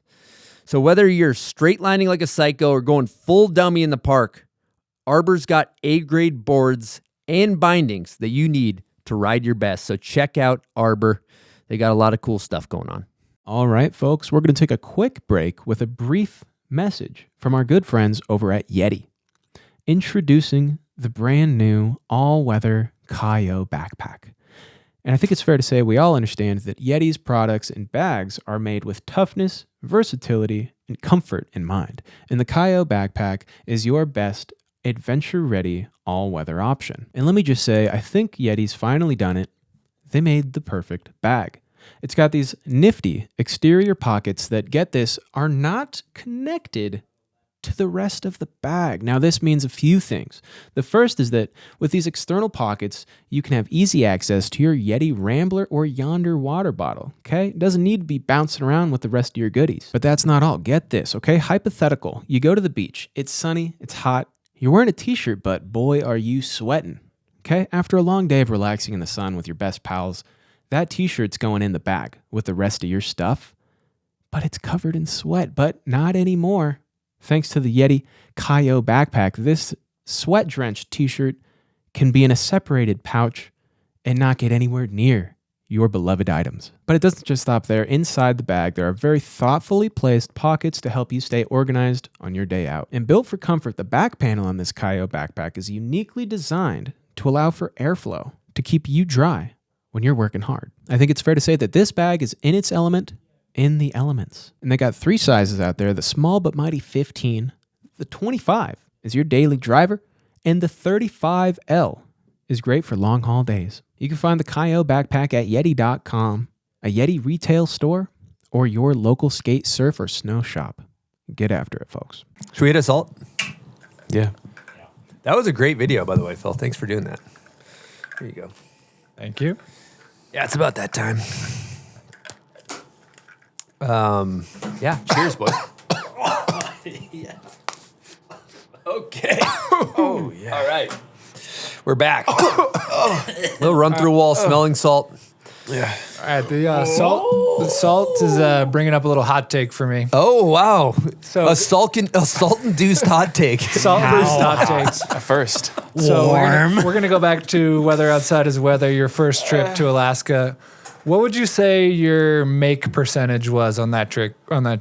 Make percentage? Like, gonna be humble. Like, you know what it is. So I feel you like just say it. Phil basically filmed a whole part in one trip, which is unheard of, especially for Think Tank. Think Tank is known for like absolutely making filmers suffer. Yep. Scott Stevens. And I think Lucy on that trip was like, hold up. You mean I don't have to sit here for 300 tries for everybody? And coincidentally, that's the last Think Tank video ever. Maybe Phil broke Think Tank. So Phil is responsible for the dismantling of Think Tank. It's just a theory. He broke Think Tank. Yeah, he kind of showed Lucy that you don't need to sit there all day for one trick. And you can film skating, and they get their stuff quick, and they're going to lip slide 10 flat 10s. No, I think the want to get into like more backcountry style stuff is what he wanted to do in general. Who is he filming though? All right, you caught me. Lucy's like, I'm not going to waste my time on trash can lids anymore. Film Phil do a 1080 or a McTwist whenever I tell him to. I'll say, I see the appeal of wanting to be out of the streets and in the mountains. Like, I see the appeal too. Yeah, he hitched his wagon to Phil Hansen. Never looked back. Sorry. And bullied him into a totally different just becoming outfit. Whoever he wanted. Which therefore made me a better person. So I'm just going to throw that theory out there. Phil Hansen broke Think Tank. So, yep.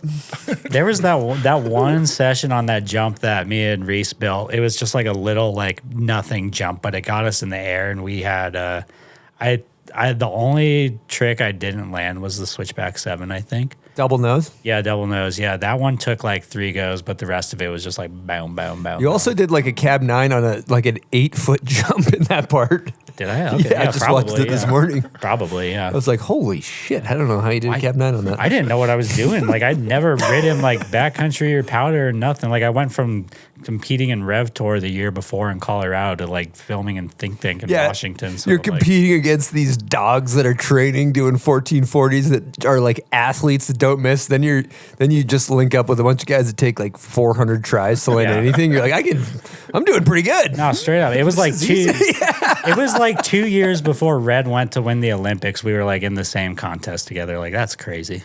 Yeah. You're like, I'm doing pretty good over here. Yeah. Kind of shining. Was it a conscious decision to move from competing to filming? Because it seems like growing up was a big part of it was going to contests. Ted, another great question. Thank you. Yeah, I mean, I think I just did it. You didn't know what else to really do.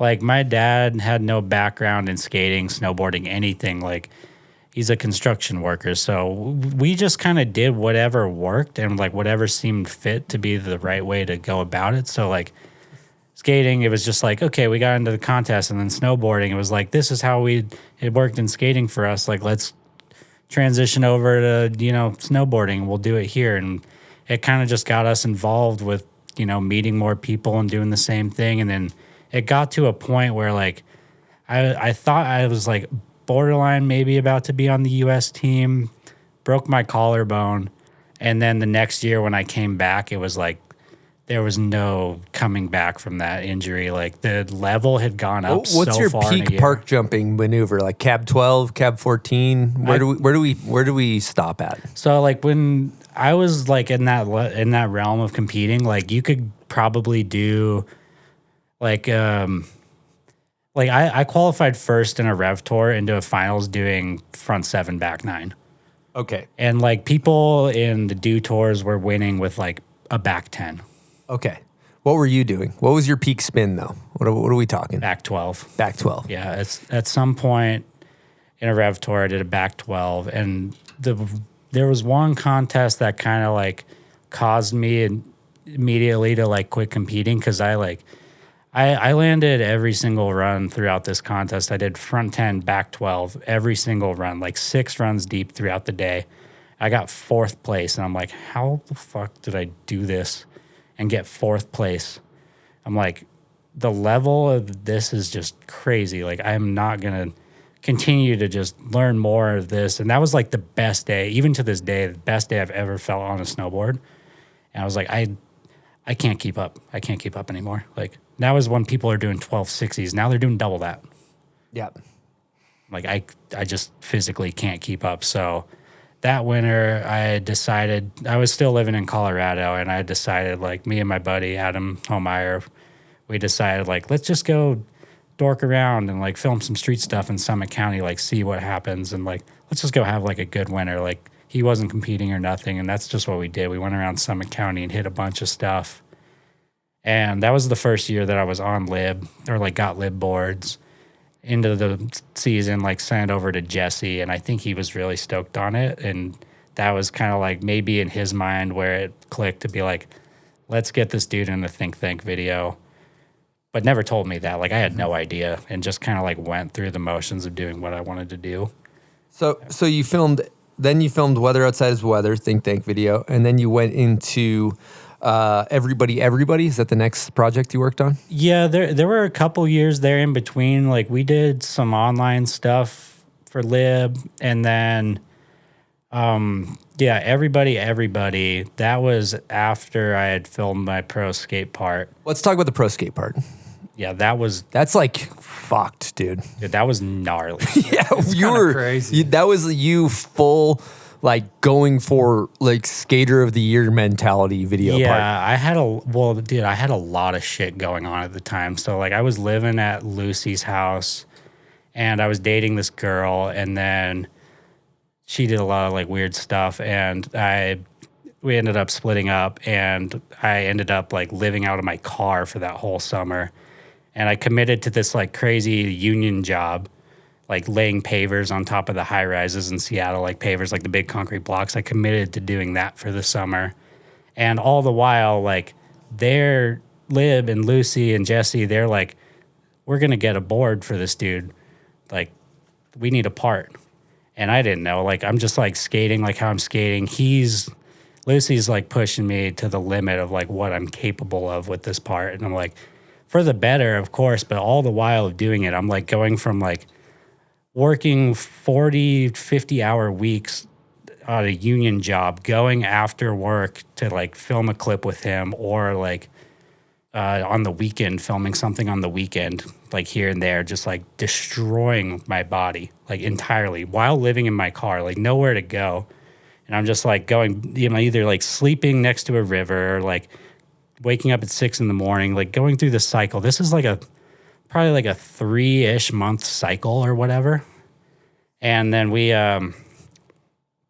finally like finished that part. And I'm like, the whole time during it, I'm like, I'm just so mentally fucked up from what's going on in my life that I'm like, I'm just going to destroy my body. Like, I don't care. I'm just going to like, I'm so mad at everything. I'm so pissed off. Like, I'm just going to kill right now. And so I put like everything I could into skating at that time and battled things. Like, there's one clip. I did this like back 50 on a kink rail, the 3-shove lip slide. Lucy has 237 back 50s on the kink rail logged from the first day trying it. Didn't land the line, but 237 lands of the kink rail. I'm like, that's insane. Yes, it is. Yeah. Yes, it is. It's crazy. Yeah. Yeah. But yeah, so that was like 3 months of doing that. And then they like had this event. They gave me the board. Part was finished. I barely even knew that we were making a part. Like, obviously I'm like, I'm filming for something, but I didn't know. And like, yeah, it was just like this huge relief. Like, they flew my dad out for it. But he played it off like, oh, I'm just going to like come out and visit like my sister, because my aunt lives out in Seattle too. And so he would come out from time to time to visit her. So he played it off like that. And I'm like, I didn't think anything of it. And yeah, it was just cool to like get the board and like have them do all that stuff. How'd you feel when they had the board and they surprised you? Like, what emotions came up? Dude, it was crazy. I think like I just ran outside and there was like sprinklers going on in the grass. It was at Die Cut Stickers, like they had at the event there in the premiere, and I just like walked outside and just laid in the sprinklers and like cried. Because it was like all these emotions boiling down of like stress and anger and like insecurity and all these things. Like, I didn't know what to feel. Even I was like numb to everything at that point, and that was like a pinnacle of emotion that just like full breakdown at that moment. Yeah, talking to Lucy about that video part, he was almost saying that, you know, you're skating all these huge spots, you're jumping down everything. There's like these insane clips that go by in 1.5 seconds, you know, like it's just hammer, hammer, hammer, hammer. The whole part's hammer. And he was like, Phil, it's like being a handrail skater, it's kind of like being a boxer. You know, you got to choose your fights wisely, right? Yeah. But every time you jump down one of those things, you're getting in like a boxing match, basically, right? Yeah. Well, there's the one clip in it at Garfield, like the rock rails in Seattle. Yep. I do the 3-shove lip slide shove it.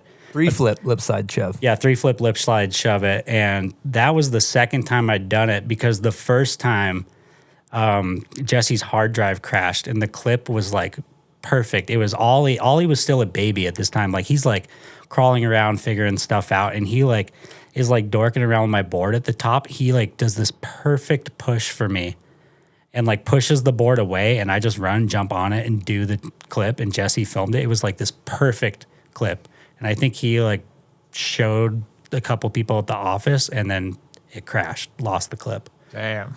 And so we had to go back and do that one, but it was kind of nice because that first day doing that, it was like a 3-hour battle, probably jumping down that set. And then the second time, I remember it being a little quicker. But that 3-flip lip shove is like a 2-second clip in the middle of your part. Yeah, you barely even know. There's so many hammers in that part. It's just mental. But I love how you talked about like the place you're in where you're just mentally, I don't care, I'll destroy my body. And it shows. That was a crazy, crazy video part. Yeah, it was nuts. I mean, it definitely wasn't healthy. And I think like that time period of my life is like maybe why my knees hurt today. Maybe it's why Phil walks the way he walks. Ted, could you describe how Phil walks to anybody that hasn't seen him? He walks like he's about 150 years old. But it's so bizarre because then you get on your skateboard or your snowboard and it's like your body just works great. He walks like every bone in his body is fused together. It feels like that some days. Some days it really hurts. It's actually like quite astonishing how you will walk with your skateboard to where you're gonna drop in, and then you can go do a McTwist. Or it's like, dude, I'll go walking around the city sometimes, and I'll be like, boom, rolled ankle, walking off the curb. And I'm out for like 2 weeks. Dude, it's terrible. You know what? That brings me to in Bonecrusher, you came on group chat and we could tell the story again, but you talked about the 50-50 front three under the bridge, in the bridge spot. Oh, yeah. So maybe tell that story briefly, and then I'll get to what I was gonna say. Okay. There's the spot there. It's like on the St. Paul Bridge. It goes from St. Paul to like whatever outskirt, and I went there. I was solo one night just building it because everyone else was pretty burnt, and I built it solo. And I'd been like shoveling there. Like we had pretty minimal snow, like not enough snow to make it work, but I was so determined to like get that clip. And I was shoveling it for like 2 hours, throwing snow from up above, whatever. It's in this back alleyway, like under this bridge. And so I'm like, okay, I've got enough snow from the top down there. Like I'm going to go down there and smooth it out and like be on my way. And I go around the block, get down into this like going to go under the bridge in this dark corner. And there's this dude like kind of limping and walking. And I'm like, this dude looks crazy. And I hear him stop and he starts following me. And I'm going towards this like dead end corner. And I'm like, this dude's following me. And so I turn around, like see him, whatever. He's dead up following me. This dude looks like gnarly. He's like 6 foot, whatever, like bald, like gnarly looking dude. I can see it's like 9:30 at night probably. And I'm like, okay, well, I'm not going to go into the corner over there where I want to because that's a dead end. So I'm just going to keep walking under the bridge and just like loop the block back to the car and leave. And so I like outwalk him. He's limping, whatever. I like get past him out of the way and I'm like, okay, fine. Like I'm just going to leave. The spot will be fine. And I go around the block, turn the corner around this building. He's right there in my face. And he's like, what are you doing back there? I'm like, it's like I'm shoveling snow. He's like, no, you're not. Like I'm literally shoveling snow. I have a toughie in my hand, like in snowboard gear. I'm like, I'm shoveling snow. He's like, you can't go back there. All my shit's back there. And he like comes running at me, and we're in this face off. He like his limp is just gone, and he's like fully chasing me down the street. It's like you when you step on your skateboard. Yeah, pretty much. Yeah, exactly like that. And he's like, we're like at a face off in this street that also has a dead end at it with like a fence and everything. And I'm like, it's like icy on the street and everything. He's like cornering me and all this stuff. And I'm like, fuck, dude, am I gonna like die right now? Or like, am I just gonna get robbed or mugged? Or like, I don't know what's gonna happen or whatever. And so like, I figure out how to get around him, run to my car, get in the rental car. He like jumps on the rental car, starts like banging on it or whatever. And I'm like, I just drive home. I like didn't put my seatbelt on, music, nothing. I just like straight drove back to our Airbnb. And like, I get back, I'm like, dude, I almost just got killed. Like, I think. That's legitimately very sketchy. It was you probably could have died. Yeah, I don't think I've ever been more scared in my life than that very moment. And then when we went that morning to go hit the spot, we saw the dude. He was walking across the bridge in the morning, and I was like, that's the dude. Like, that's the dude. And seeing him in the light, I was like, that guy would have freaking killed me, like straight up. So going back to the way that you walk, though, it's that you probably looked sketchy too. Yeah. The way you walk. Yeah. So, he probably saw you. He's like, fuck. Threatened by this guy's He was limp. threatened because he's got a limp. He sees you. He's like, this guy's got some hard miles on him too. Yeah, probably. He honestly. knows. He knows. Yeah, I mean, if you walk normal, you probably wouldn't have gotten attacked. I mean, what can I say? I'm a scary guy. Yeah. Sorry, not to discredit that. I know that's a terrifying story. No, that was probably absolute. Like you were probably like shitting yourself. I'm glad it happened. I don't want it to ever happen again, but I'm glad I went through it.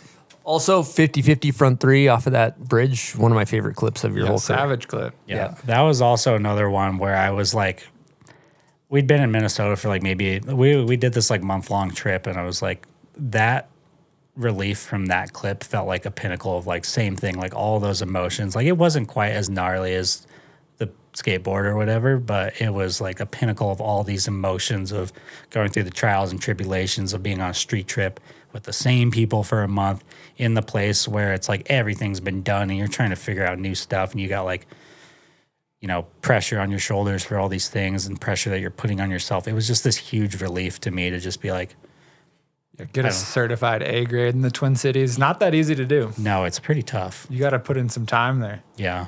Would you say that's a desperation hammer? Like you're like, I need a hammer right now. It wasn't a desperation hammer, more so as the being like, we found it, and a couple of people have hit it in different ways, but that was the way that I wanted to hit it. And I knew that I wanted to hit it before leaving and just waiting for the right time. But snow kept getting kind of worse, and other people had things that they wanted to do, and it just kind of kept getting pushed away a little bit, and it finally reached a point of just being like, I got to do this now or it's not going to happen. And the highlight, low snow, you're going the night before by yourself to shovel a spot. Like the level of determination is incredible. Yeah, I don't know. I'm really proud of that clip. That was one I'm really hyped on. The streets were talking in Minnesota. I went on a trip that year and talked to a bunch of people that were talking about stuff Phil was doing. So it's a lot of chatter. Yeah. A lot of chatter in the streets. I mean, I think I just like was trying to look at things a different way, because people they're such savage gibbers, and they could do like the like switchback one nose pro, like any trick on a down rail or down flat down that you want to do, and that's not really my style to go like do the cab 2 pretzel on a DFD or something. And so I think just I was kind of trying to find other unique things, which just so happened to be a lot of different wall spots and things around bridges and so on. And it just kind of was like turned into this thing of being like, I'm going to check out all these bridges in Minnesota and like see what we can make happen. And there was another night where we were like under one of the bridges there from Minneapolis to St. Paul, me and Viz and Pat, and we're just down there, the three of us, and we're moving these ginormous boulders for like 3 hours. Like every boulder we moved, we would probably have to like take 5 after it. And that's like the spot where it's like all the wall rides. You guys filmed tons of stuff there. Yeah, I found that while I was waiting there for them to show up, and was like, this is like a playground. We got to make this spot work. And we made it work, and it provided, we all got stuff there that we were hyped on, and it was unique, and it opened up the spot to a lot of people in Minnesota that have hit it since then, I believe. So that's cool. Well, Ted, maybe I'll let you field this, but the movie titled Philm, spelled Philm, which you produced, you guys worked together closely on that. That was one of your opuses, I believe. Ted, what sparked that whole production? Well, we could backtrack a little bit, because that was actually the 3rd year that we filmed together, where I was like directing and filming the movie. First year was Everybody. Okay. Mm-hmm. Yeah, we didn't talk about Everybody. Yeah, so we could go back to that. Yep. So that was the first year I started working for Snowboarder. We were going to do another kind of like AM-based video, and I was talking to Bridges about people that could be in it, and he brought up Phil's name, and I was like, interestingly enough, Phil's moving into my house. So it was a pretty easy, just like, all right, we're going to start filming this video part for this movie. You're downstairs, just get in the car, basically. And for that one, Phil ended up kind of getting, it was a pretty big like 50-50 part with a lot of street and powder. I know you were pretty reluctant to film street, but Salt Lake ended up getting a pretty good amount of snow early on. Yeah, we had a good program going at the start of that winter too. Yeah. And like, yeah, moving in with you was cool, because that was like after the skate part, I had nowhere to really go. And then talking to you, you're just like, I have a room, like, you should just come live with me in Salt Lake. And I'm like, I guess I could do that. And that was before the video was even like a thing either. So I just moved out, and that all fell into place. And yeah, it was pretty natural for just Phil to end up with like a lot of footage in that movie and have a pretty sick part. But yeah, we kind of peer pressured him into a lot of street spots that he probably wouldn't have hit otherwise. He continued some interesting kits. Notable one was a green mohawk and no hat while hitting street spots with outerwear on. Yep. Pretty notable kit. Yeah. And then kind of switched into powder mode for the rest of the year. Filmed a lot of stuff with Ryan Finder. We did one trip to Tahoe where Phil and I actually left Salt Lake at like 2 a.m. It's in the intro to Spartan.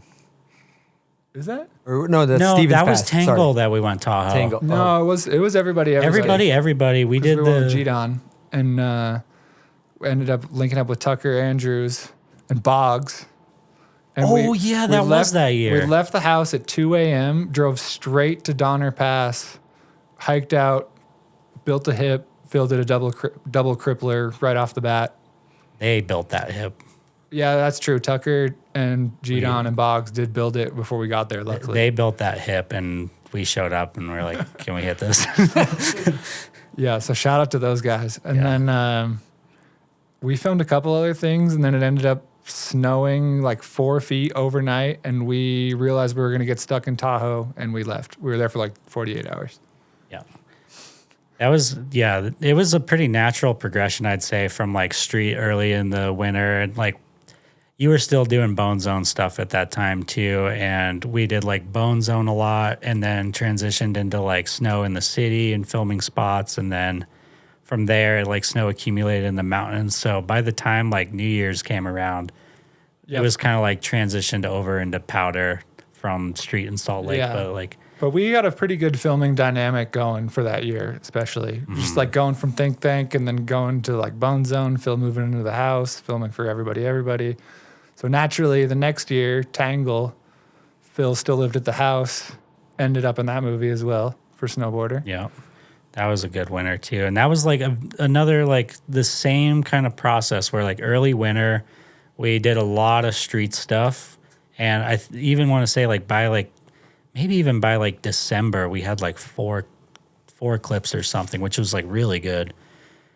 And that was the year that COVID hit. And we went to Tahoe and we were like, spent some time in Tahoe and they had like a huge storm too. And I remember like I was there staying with Denver and the storm came in and everything, like all the resorts shut down and we were just sitting there and we didn't know what to do. Oh, yeah. You guys were kind of there on your own because I was in Quebec. Oh, yeah. You were in Quebec. And you guys weren't on that trip. Yeah. I forget. What were you? Oh, we were doing like some lib shoot down there, I think, like some TRS stuff. Yeah. When COVID hit? Yeah. And we were in. Bizarre time in humanity. That was a weird video year for sure. We were stuck in Tahoe and I remember just being like, I was sitting there. Denver's from like South Lake, and I was sitting there, and I'm at Tucker Andrews' house, just staying with him, and talking to a bunch of people, and like all this stuff is like you can't get information from anywhere. No, like you never knew what information was correct, and we're just sitting there, and the last thing we heard is like they might close the California border or something. Like you can't get in and out of California. I'm just like going back home. Like that's it. It was gnarly. The season ended abruptly that year for sure. And then we just ended up chilling in your yard for. Yeah, we filmed a driveway skate park. A driveway skate park. So that was. We'll put that on the list of videos we filmed together. Pop's got throwing knives. That was sick to have. And then the next year was film. So that leads us to film. Year, so you were the one that produced that. Yeah, we did that through Slush, but basically it was just like, all right, I'm filming with this guy Phil. He's one of the best like boarders on the planet if you combine the board sports. And I was like, let's he's done the skate part, he's done snowboard parts. It'd be cool to do one with both. Mm-hmm. And we kind of just started working on that. And one thing led to another. We teamed up with Bodie and Nils for some powder stuff, which actually we didn't even, it was still kind of COVID time. So we didn't really film a ton of stuff. Yeah, we didn't really know what was like good to do and what not to do. Yeah, I remember we went to Cook City, and if you've ever been there, it's just like a snowmobile town. You show up, you park your car, and you are limited to the 2 bars that are in the town for food. And we walked into the one bar at 9 p.m. looking for food one night.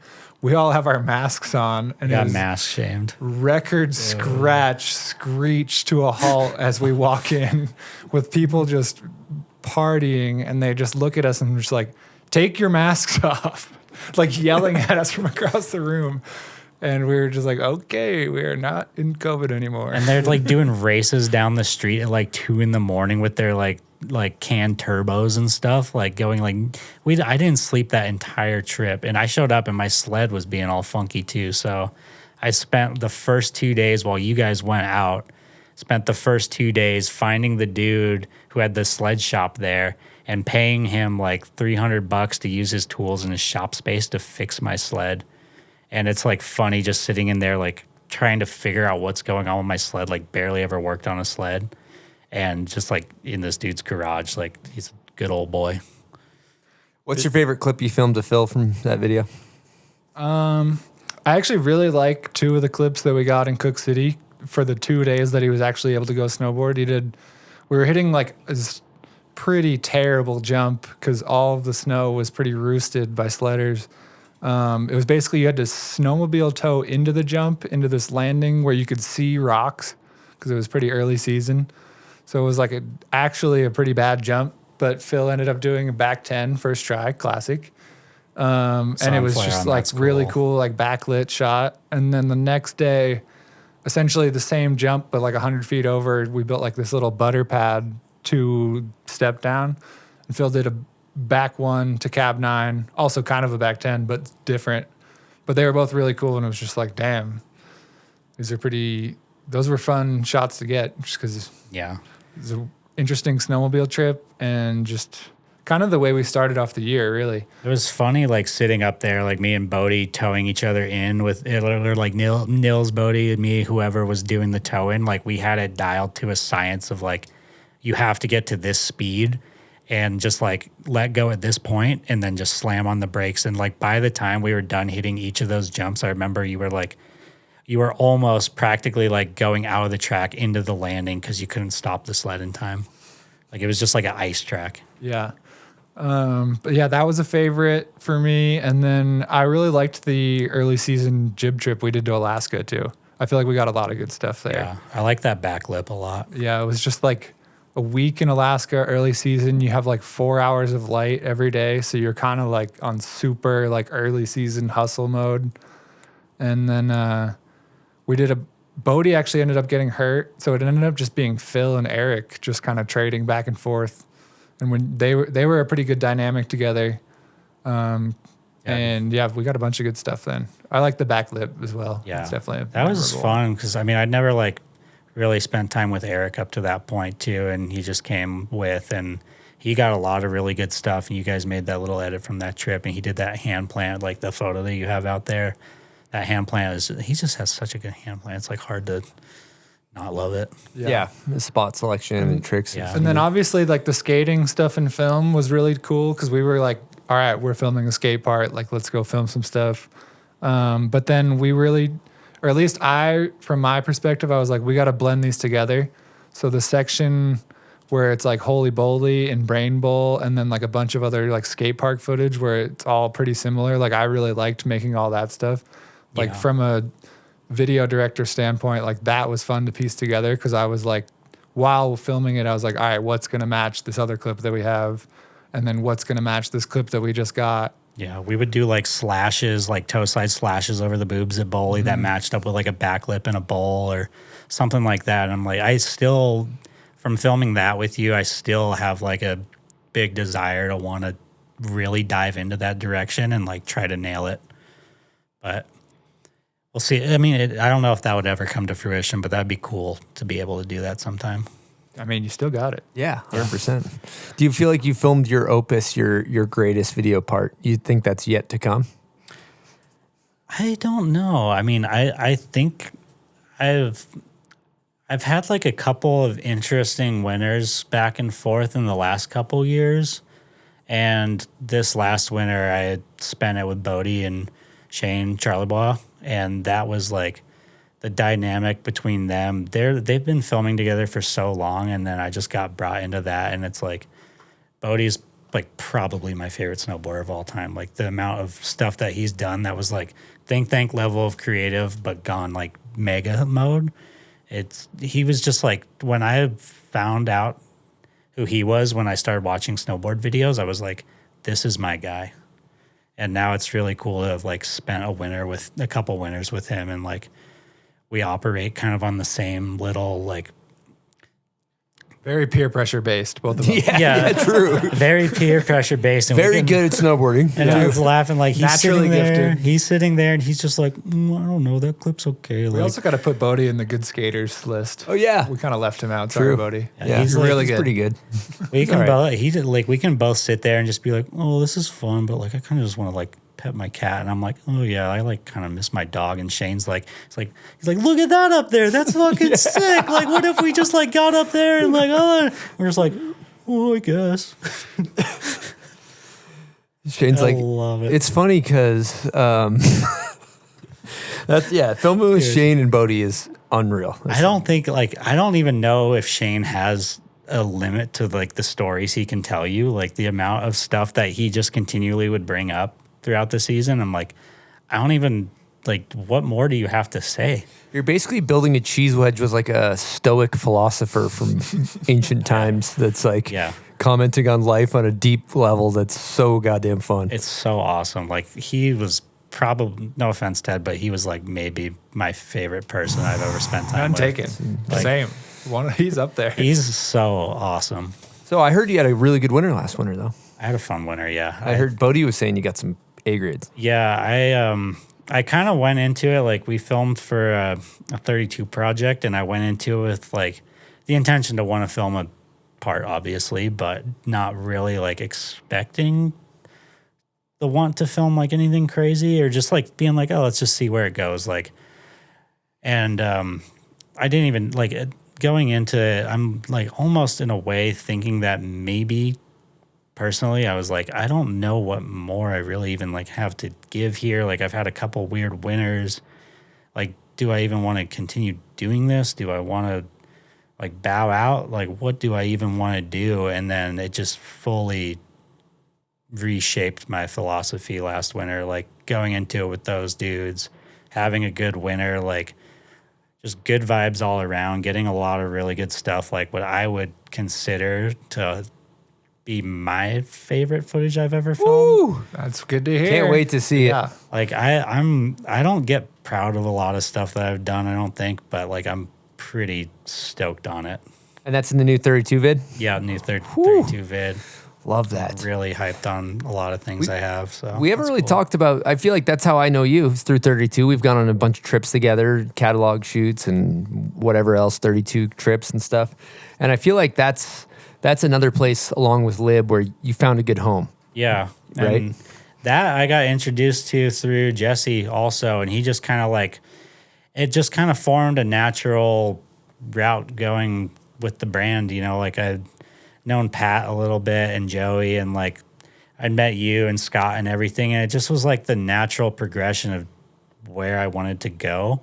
And it lined up with, I think, a lot of things that they wanted to do. And it just worked out. Well, we got a guest question from another 32 rider that goes by the name of Austin Viz, if I can find this. Vizman. He fired up a question for you. He's getting married soon, dude. He just got engaged. Phil, what's up, brother? It's Viz. I got a guest question for you.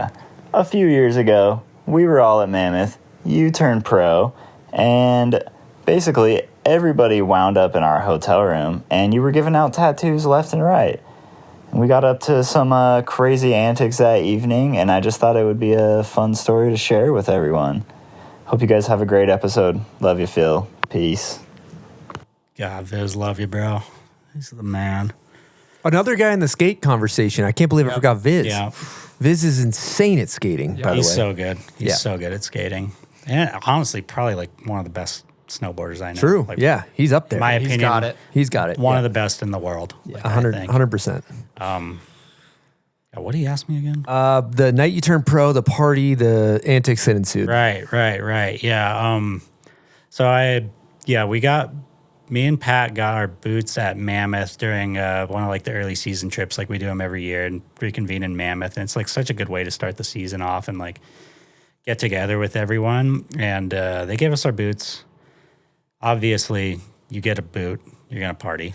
And I'd kind of been doing like some tattoos a little bit here and there. Like I got into it through my my girlfriend Erica, and I'm not good at tattooing or anything, and let's just say that I'm not good, but I enjoy doing it. And it's kind of like another form of art that I get enjoyment from, and so obviously you bring a tattoo machine to a bunch of drunk snowboarders, they're all gonna want tattoos, and so I like kind of drew up this little flash sheet, like very basic things, just like do them here and there in like 10 minutes, 5 minutes, whatever, like. And the line of people that came to our room, like from all the sales people at the company and other people that showed up, and like I think Harrison Gordon brought a keg or something, and I'm looking over here and like Corey Smith's doing keg stand-ins while I'm like tattooing him, and I was like, I probably did 20 that night, and I'm just sitting there like head down grinding, like I'm like in a euphoric state doing it at this point, like wasted. Yeah, just murdering beers while just you're murdering beers. Yep. And I'm just like, I had to get like a list of people doing it. And I like, now I understand when I see people that have to do it at like a public event like that. I'm like, God, I don't think I ever want to do that again. Hi, what's up, Bombhole listeners? My name's Mila. I'm here for the Nidecker Need to Know, a competition we're running every episode for the rest of this year to give you the chance to win some sick prizes like the Sensor Pro. I love this board. I ride it every day. It's super fun, super playful, and if you want your hands on it, get to the Bombhole's Instagram, find this week's guest photo, and answer the question in the comments. What is your go-to resort and why? We'll be picking our favorite answer, and hopefully you'll be getting some sick product like this sent your way. Cheers. Have a good one. Ladies and gentlemen, Lizard King here. And I've got a fantastic new product for you. It's Run Through a Wall nasal strips. Eucalyptus flavored, 30 in a pack. And it will make your life 25% better. Do you sleep next to someone that's constantly snoring, ruining your life, making it so you're groggy, grumpy, and angry in the morning? Buy them some nasal strips from runthroughawall.com. It's a fabulous website. We've got breathing salts. We've got nasal strips. Go to runthroughawall.com, type in Lizard King at the checkout, and you can get yourself 10% off. Good to see you. With winter just over the horizon, Chris, Ikon Pass is your way of making sure every turn counts. Yes, it is, Silk. You can drop in on 60 plus unique destinations worldwide. We're talking more hot laps, more tree runs, more après hangs. Ikon Pass unlocks more joy all season long. Well, that sure sounds great, but that's got to be extremely overpriced. It's actually quite inexpensive, Silk. We're talking $329 for an adult. You can lock it in today for as low as $0 down and 0% APR with a payment plan. Terms apply. That's surprisingly reasonable. Yeah, so it's your time to text the crew and make plans for a winter full of joy now. And your stoke will thank you later. Buy your pass today at iconpass.com. That's IKONPASS.com. But I love your confidence as a tattoo artist. Mm-hmm. That's like the exact thing I want to hear my tattoo guy say. I gave you one. I got 2 of them. They turned out great. Yeah. Yeah. Oh, I got one too. Yeah. Yeah. Yeah. I love them. But it is funny to hear a tattoo artist be like, okay, so I'm really not good at this. Well, no. So Silk's a tattoo artist too. Sidebar. I'm really not good at this Yes. either. Yeah. See, so you know what I'm saying though, Yeah. where it's like there's people like I'm getting better at it, but there's people that are so good at it. Like I'm not gonna go give someone a dragon hentai back piece or whatever. What about a neck? You know? What about a dragon neck tattoo for me? No. Okay, just kidding. That's a no for me too. Okay. Like I can do some stuff with it. I'm like pretty limited to how I draw and doodle, and like can do some traditional stuff. But like I'm not sitting in a shop, charging people like $300. No, you got reasonable prices. It's great. Yes, reasonable prices. Okay. Were you really fun. Were you psyched when you got your boot? I was psyched for sure. Yeah. That was a fun night. Yeah, I didn't know that was coming. And Was that dude? Was that? What was the one? Somebody was like, "Oh, whose boot is this?" Was that? Or that was Viz's? That was Viz's. Dude, Fava. We go into the shop. Oh my god, he bunted it so hard. Yeah. So this is like 2 years later.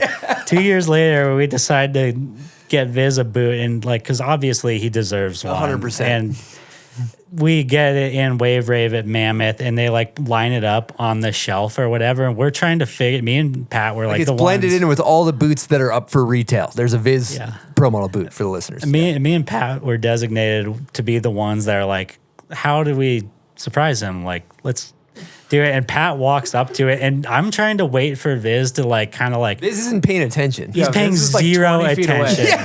No, more than that. He's like the other side of the room, like not even looking the right direction. I'm trying to wait for him to like kind of get over there, and so is everyone else. And Pat just walks up, like no context. He's just like, "What? Whose boot is this?" Yeah, he's like, "What, dude? Whose boot is this?" Did you guys have a plan going into that, or was that the plan? I kind of thought the plan was pretty.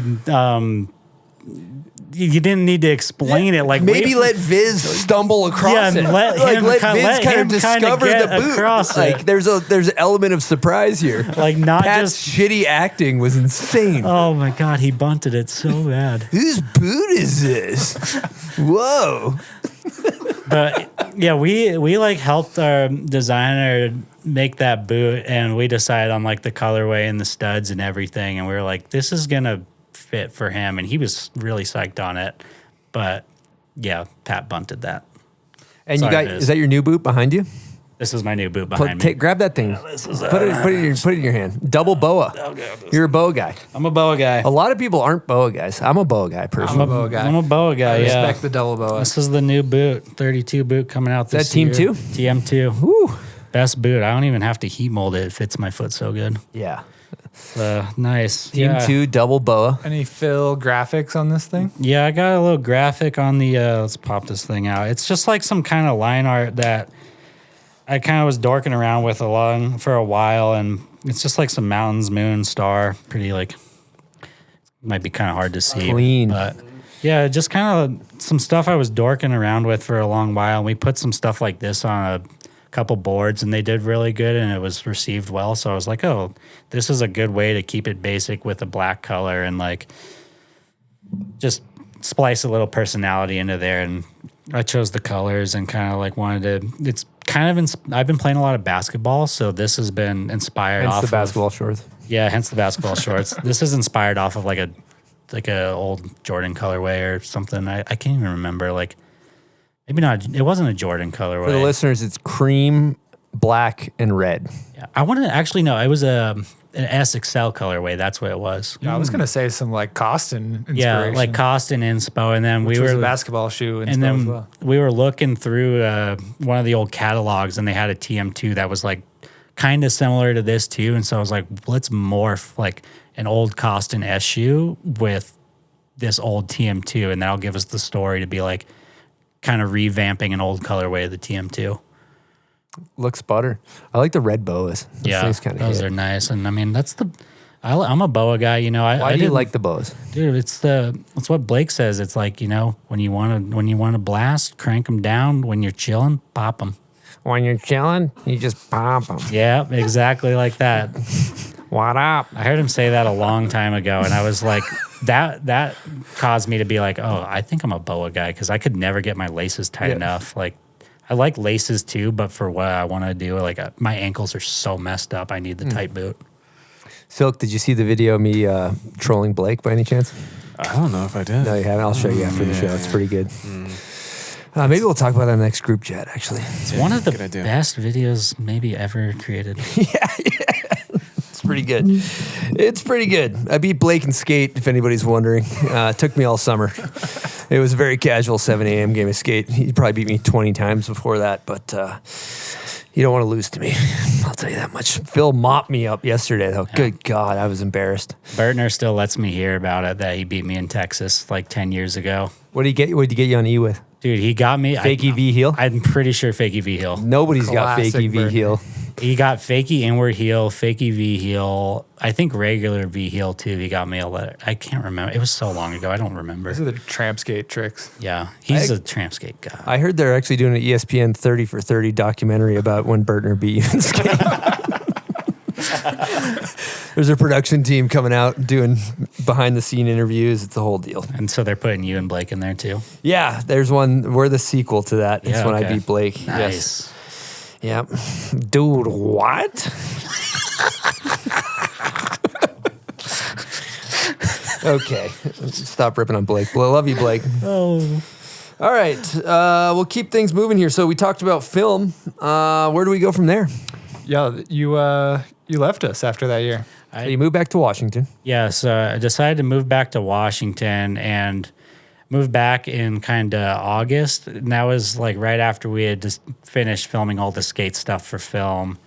And we got back there and I was like, okay, well, I don't really have much to do. I don't really have much of a plan. Like, I kind of need a job. Maybe I'll, like, I was talking to my mom at the time and I'm like, oh, what do I do? And she's like, oh, you could like try the Postal Service. They're always hiring. So I was like, okay, well, that sounds like something I could do to save a little bit of money before winter. So I applied for Postal Service in like September, had an interview there and everything, whatever. And they were like, okay, we'll get back to you and all this stuff. They didn't get back to me until April. And after that time, I'm like, I've gone through the motions of going through that winter. And that winter we filmed Blur with Lucy and Austin. And we just had like some really good times in the spring where I was jumping with them. And they were kind of doing their own thing. Like they were making their video. And I just kind of like tagged along and helped out where I could and filmed with them in the spring and filmed my own little like part for TRS that winter. And yeah, I was just kind of like hyped to be back in Washington and enjoying it and like doing the things that I wanted to do there. Couple casual little double chucks for that thing real quick. Yeah, the only switchback 10 I ever done. Did it on a jump there last day in Grandma's filming. Dude, that time when we were filming all those jumps in Grandma's was so sick because it was during Brain Bowl.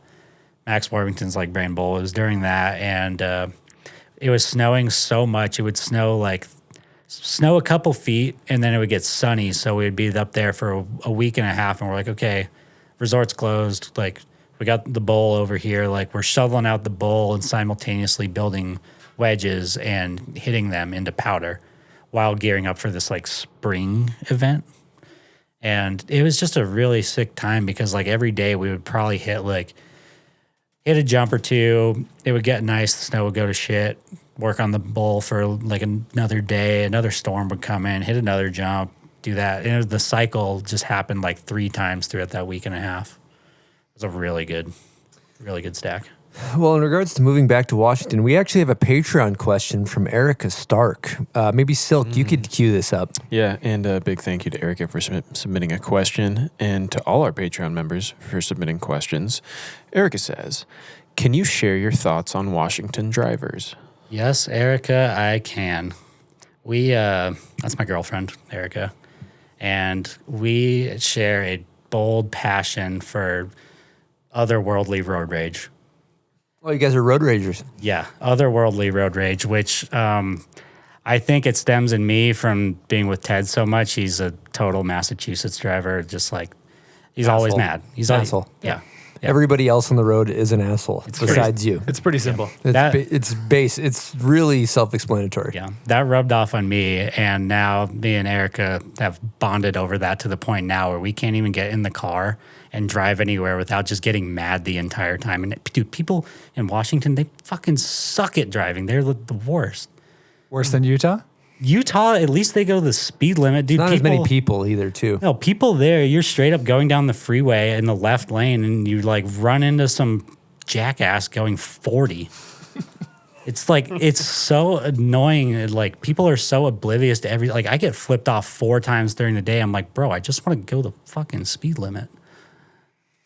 Well, we also have we had a Patreon question. We have a voice memo question from Erica as well. Here we go. Hey, Phil. Hey, Bombhole crew. Got a question for you. Ever since I met you, you've kept a journal and have been pretty big on writing things down on paper. Things from journal entries, marketing plans, and even little notes above your bedside table. Can you talk about why you do this and how it helps your process? Thanks. Can't wait to hear the episode. Love you. Bye.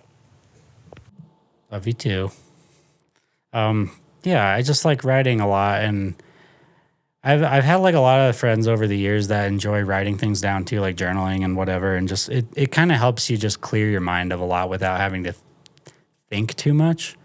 And I remember like one day, like back when I first moved to Washington, I saw like Gus writing in a journal, like G-Don.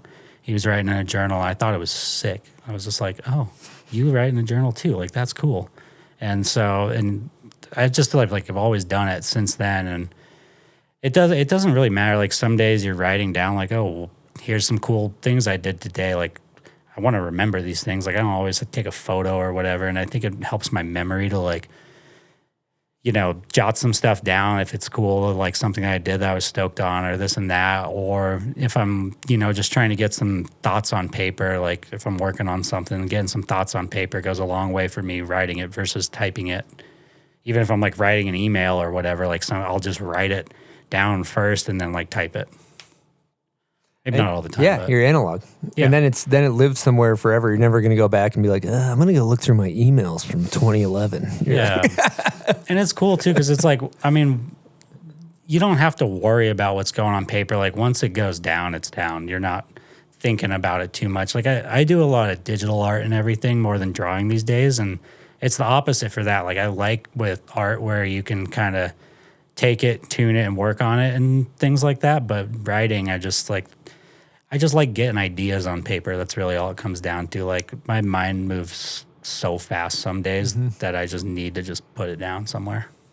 You know what? You're a journal guy too, Ted, right? Yeah, I've been doing a little bit of journaling. Yeah, I feel I've kept a journal my whole pretty much adult life always, and it's so fucking cool. I have like stacks of them, and I'll just open up some hella old one when we're filming for like Get Real. I have all these ones like first time to Japan, or like, you know, like you kind of see what's going through your head at that point, and to look back on, it's like such a cool like way to kind of catalog your life, even though you're not intentionally doing that, like to look back on it.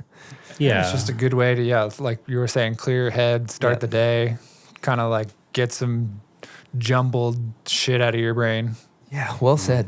There's been times too where I've like even had to go back and look at it like an old entry or something where I know in the back of my mind it's there because I wrote it down and I remembered it that way. So I'll like go back if I'm like even just looking for some advice for myself. Like it's funny looking to myself for advice. That's kind of stupid, but no, it's not. Just like not stupid. Going back and reading something from like 4 years ago that I know that I was like, oh, I was thinking about this on this day, like because I wrote it down. Now I gotta like, and I'm kind of going through the same thing. Like maybe I need to go back and like look at this and see what I'm thinking, what I've learned from that moment, and like apply it to my life now. Yeah, it's good. I like that. Good sales pitch on journalism. Yeah, that's I like nice. it. What do we come from right before that? We were talking about something road rage right into journaling. That's what I like. Yeah, road good rage. segue. Yeah. Channeling your road rage on the Yeah, it's peaceful. You find peace in journaling, and yin and yang. Dude, I can't even go anywhere in Seattle anymore without getting mad at every single person that's driving. Like, people are so oblivious there. It's crazy. And then you write it down and it's all gone. No, it's still there. It's all fixed. It's still there. And then, you know, I think the Bonecrusher year was big for you. We talked about the 50 front three, and I think that's the same year you got your boot, right? Yeah, that was the year that we got the boot. And I think we kind of decided to, like, they wanted to make a video for like me and Pat and Viz, more or less. And Tony wanted to be involved in it too. So he was over in Europe and we were over here kind of doing our thing. And we just, it just kind of lined up with the boot and everything. And we had a really, really good program that year. Like me and Pat had filmed before, like with Philm. He came on some trips. Pat joined us in Arizona. And I feel like you guys got a really good snowboarding dynamic because you're both extremely talented. And then Pat's another one in the skate conversation too. He's insane. Fuck, we missed a lot of people. But I feel like you guys really figured out how to stack clips very quickly together. Yeah, and he's crazy too because he'll just like, he could ride anything. Like he's got the think tank mentality where he can ride anything and like you can get a clip on anything. He can get a clip on anything. And me, I'm a little more, I try to be a little more calculated and manageable like when I'm doing things. Like I want to make sure that like we're using our time right, and everything I do, I want it to have a purpose or like a place there. And I'm trying to like really curate apart. And that's what I did with that Bonecrusher part was I just knew at the start of the year, I was like, I want to film like something really good like that I'm really proud of. I don't know what that means, but I'm going to film something I'm really good of. And it started with us in Spokane. I went on the risk maturity trip up to Baldface from there, and they decided to like go to Spokane while I was up there. And I'm like, I take my paddleboard from Baldface, get dropped off in Spokane with them, and I'm riding my paddleboard in the streets there. And I got like 3 really good clips. The hardway cab 2 with the tree on the outside? That thing was Dude, you could have gotten skewered. That was terrifying. Like you have to commit to the inside on hardway cab 2? Yeah, that was Savage. terrifying. And there's like, I mean, obviously when you do that trick, you want to pull it back, but I'm like, there's 0 chance that you're going to pull it back with that tree there. Like you're going to taco the tree immediately. Mm-hmm. So that was the first clip we filmed that year.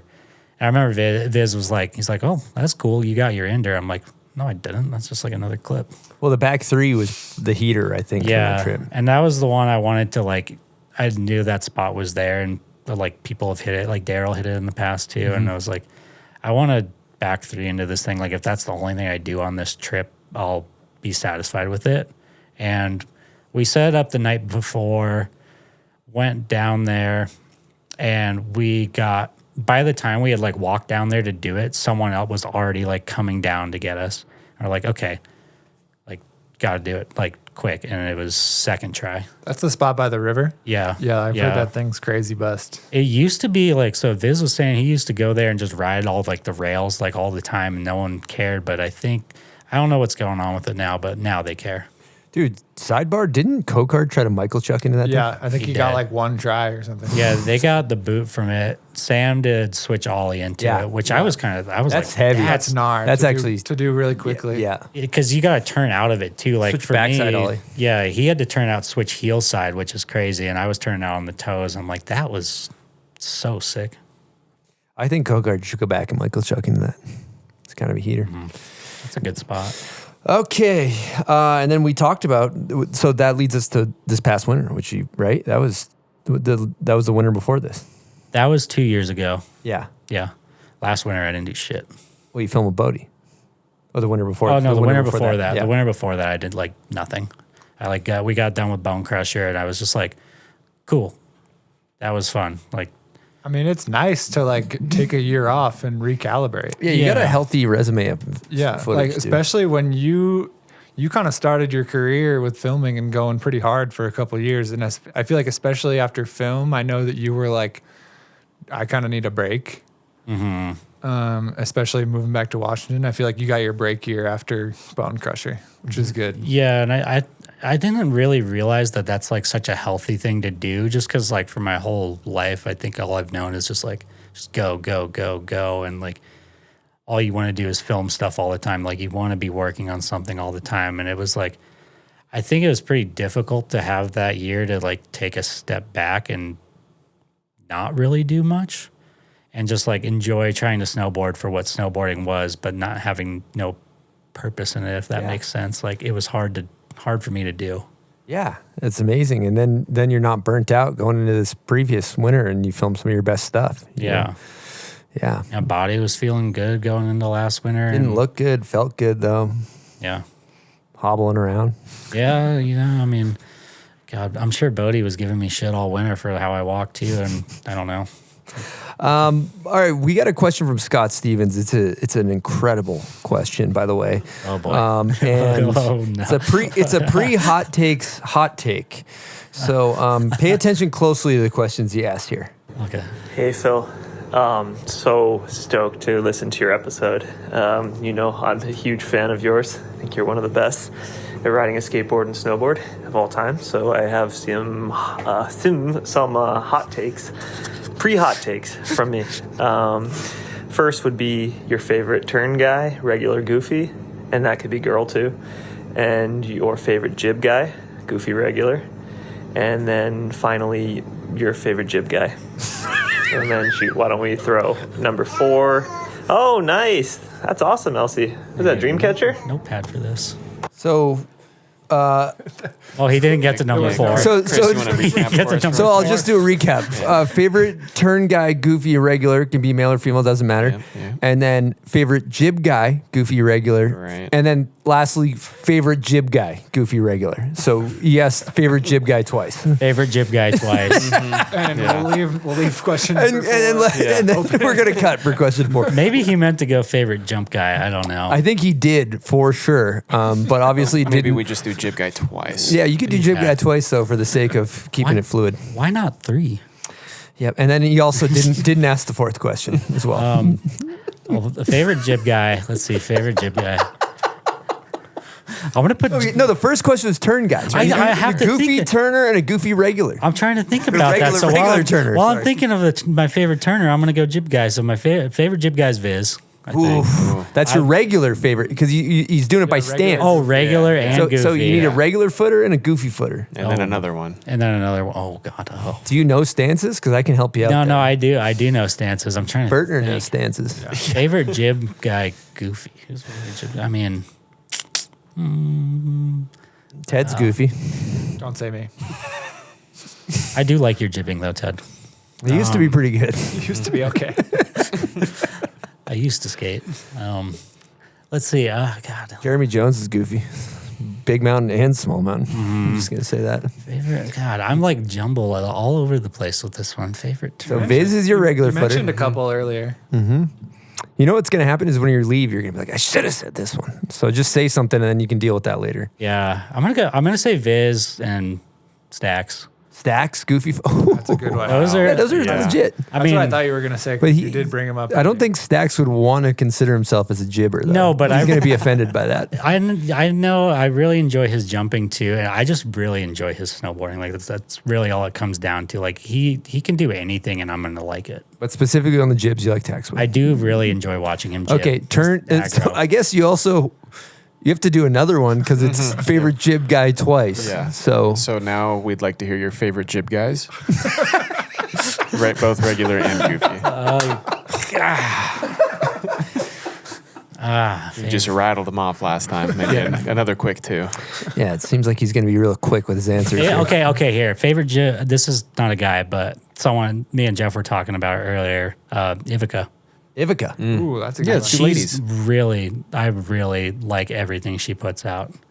I don't know. Regs or goofy? She's goofy. She's goofy. Okay, goofy. I don't know her at all, but I really like what she puts Ivica's out. goofy. No, a regular. Now you need another regular footer jibber. I'm gonna just keep it female and go Katie Kennedy. I just like how raw she is. And Good answer. We're such good friends, and I just love how raw she is when she's like hitting jibs, and like she's got the same kind of mentality that I do, where I'm like, we're not gonna out tech people, so let's just go like jump off shit or find something funky. Okay, now turn person. Turning man. Or woman.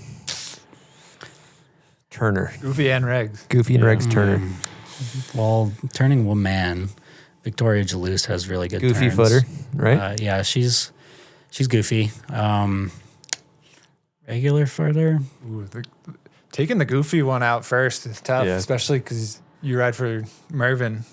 A lot of good goofy turners on there that you just shocked out. Yeah, Blair. Whew, just Oh, Blair. I can't believe you just axed Blair as your goofy footer. Blair. We're gonna go. I'll go. Blair. Victoria Jalous just got axed. Sorry, Blair. Blair is actually the correct answer, I think. Blair's goofy. Yes, he is. Regular Turner. I'm gonna go Nico. Whew. Acceptable. Also one of my Great answer. favorite riders of all time. Okay, and actually Scott did send a follow-up question for part 4, but I didn't want to put it in because it was funny to roast him.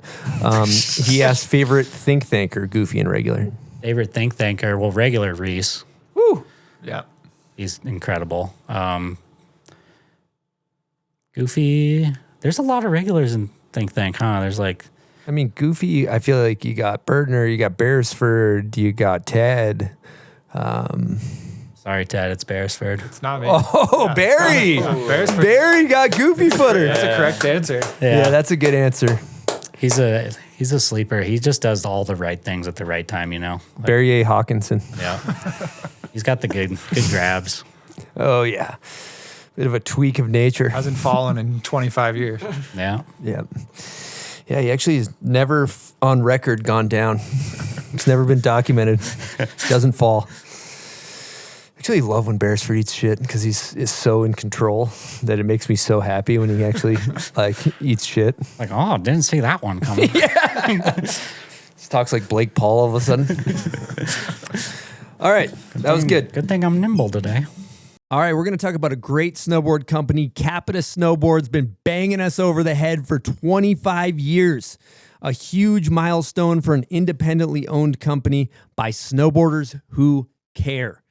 Recently, Silk and I got to check out the mothership, their snowboard factory over in Austria, and it was a beautiful thing. This thing is powered by 100% clean energy. They're a certified B Corp, and they make beautifully crafted pieces of equipment we call snowboards for obliterating powder. Now, when I want to obliterate powder, I ride the Navigator 162. It's soft, but I size up, so it's stable. When I ride park, I ride the Indoor Survival 156. Beautiful for a tail press or a front five. But if you want to ride like Jess Kimura or Mia Brooks, check out the Equalizer or the Birds of a Feather. Or if you want to destroy powder or all mountain, like Kevin Backstrom, Miles Fallon, or Arthur Longo, check out the Mercury or the Aeronaut. Their whole new collection is live on their website. Check it out and have a great season. Good day to you all. All right, people, I got a little secret to share with you. I've been chugging creatine, and I've been loving it. And here's why. After a long hike to reach the perfect line, or a full day of riding powder, or hours of shoveling to build a spot, it's normal to feel completely spent. That's where creatine makes a real difference. Beyond its reputation in the gym, creatine is daily fuel for both the body and the mind. It supports sustained energy, enhances recovery, and helps you get back on your board faster, ready for whatever the mountain throws at you. Momentous just dropped their new creatine lemon travel packs. I've been loving these bad Larrys. You toss one in your bag, mix it with water, and you're good to go. No scoops, no mess, no excuses. And it's good stuff. CreaPure Creatine, single source from Germany, NSF certified for sport, so it's trusted by pros and even the military. Hit up livemomentous.com and use promo code BOMBHOLE, and you'll get up to 35% off your order. It's good stuff. Again, livemomentous.com, promo code BOMBHOLE. You won't regret it. You know, Ted, you've been asking some really great questions this whole show. Do you have any other great questions you'd like to ask? I don't know if it's more of a question. Maybe Phil can touch on it. I admire how little you care of what other people think of you. Great observation, Ted. Is that a conscious thought? Is that something that you ever worry about? A lot of people will get self-conscious, but I feel like you kind of don't have that. I mean, I don't think that there's any reason to really waste your time thinking about it. It's like, just be true to what you're doing. Unless Sean Lucy's telling you to wear different clothes. Yeah, unless Sean Lucy's telling me to wear different clothes, and then in turn it makes me a better person. But no, I just like you. Sean Lucy's the only one that Phil is bothered by. Drivers in Seattle and Sean Lucy. Other than that, nothing can get to him. Dude, he's going to text me as soon as this episode comes out. He's going to be like, Dude, what? Dude, what? No, I'm just like, there's no reason to worry about what other people are thinking about what you're doing. Like, if you're hyped on it for yourself and you're doing the things for you for the right reasons, like, why would you care what someone else thinks about it? Like, I go skate every day. Am I worried about how I look? No. Like, when I snowboard, it's my job to be worried about how I look, more or less. You know, like, that's what it is. But am I really worried about how I look when I, like, do a trick that I'm hyped on? Like, to a degree, yeah. But also, like, if I'm stoked on it, then that's me to a core. Like, that's all you can really do. You can't put yourself on a pedestal that's created by other people. Like, you can really only make your own pedestal for yourself. Yeah, what you think of yourself, what I'm hearing here, if I hear you correctly, is kind of your vision or how you view yourself is more important than how others view you. Yeah, for sure. Because, I mean, like, you are yourself. Mm-hmm. Yeah. Well said. That's deeply philosophical. And this is basically a TED Talk because we have Ted Borland here. And speaking on the lines of TED Talk, Silk, you just grabbed your microphone. Do you want to say something? Yeah. Philosophical. Philosophical with a P. Yeah. That was it. Spelled with an F, though, to keep them guessing. Mm-hmm. Yeah, philosophical with an F. I'm going to get philosophical. Do you have any advice for the younger generation as you have navigated these waters in snowboarding? Yeah, I mean, I think a lot, like from what I see, I think a lot of people do really worry about that and like kind of take it to heart about how they look or like what they're wearing or like what this person thinks or what this crew thinks or so on and so forth. And it's like, it does matter to a degree because you do need to like, they are your peers, you know, you want to be respected by your peers, but like just do you, like do your thing. And if you're doing your thing and no one's hyped on it, who cares? If you're hyped on it, the right people will come and the right people will follow, you know, like you don't need people in your corner that aren't going to be hyped on what you're doing. Like that's not going to do anything for you. Like all it's going to do is stroke your ego. And really, you don't need to have your ego stroked. Like just do it for yourself. Well said. Thank you for coming to our TED Talk. Deeply philosophical. Let's talk about Aquamount because, Phil, why don't you fill the listeners in with Aquamount? Yeah, Aquamount is a company that I co-founded and did all of like the graphics and branding and imagery and like videos for, and started a little over a year ago. And we basically made like water bottles with a foam mount so you could film yourself while you're skating. Like if you're having a solo session, skating curb, whatever, like that's what it's made for. Like anything you want to film, you could film it. But so it was like I've been working on it a lot for the last year, and it's been a good process. You know, like I started it with I had some time and I started it with the intention to be like, I want to try to take all these things I know from like graphics and marketing and social media and whatever, and I want to like put that into a brand for myself. And like I didn't have any intention for it other than that. Like all I wanted to do was have creative control for myself and like see what I could do, see what I could make and enjoy making it, because I've never like had an opportunity to really like work for a company, you know.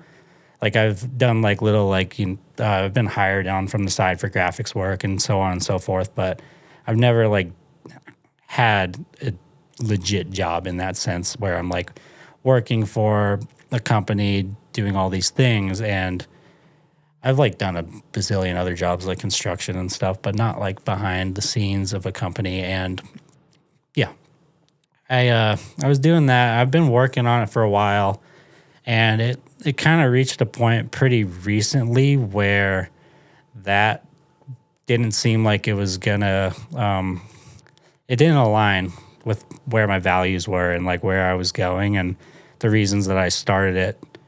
And some things happened that just really made me question that. And I kind of just took a step back and looked at it and was like, I broke it down to the full basics where I'm like, I put it like a puzzle piece, and I'm like, I'm over here, and this is just like a small little piece, and I'm like, I'm a snowboarder, I'm a skateboarder, I do this graphics work, I do all this stuff, and like I just like was like, this is a very small piece of it, and I never got into it with the intention to make a bunch of money or like sell a bunch of things. And yeah, some stuff happened, and I just kind of, I just like in the quick sense of it, I just was like, you know, I don't want to be a part of this anymore. I quit. I don't want to be associated with it.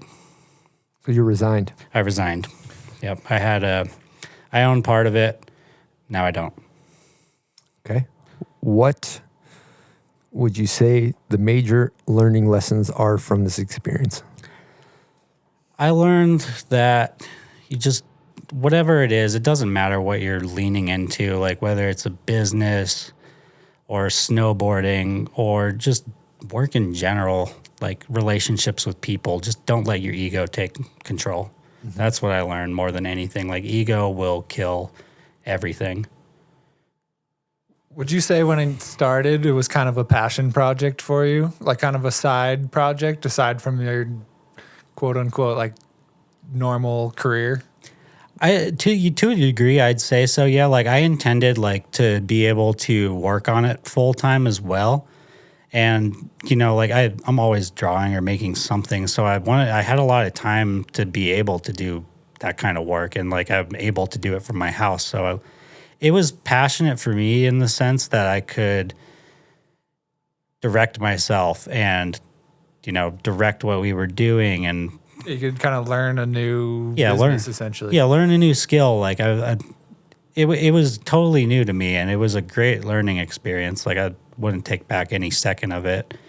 And there's a lot of stuff that was coming down the pipeline that I was really hyped on, like video projects and, you know, graphics and so on. And it's probably not coming to fruition anymore, and that sucks to say, but I still don't regret it. Like I wanted to help build my portfolio with it too, and I was able to achieve that. Yeah, and I think what I kind of see from your experience is you took a step back.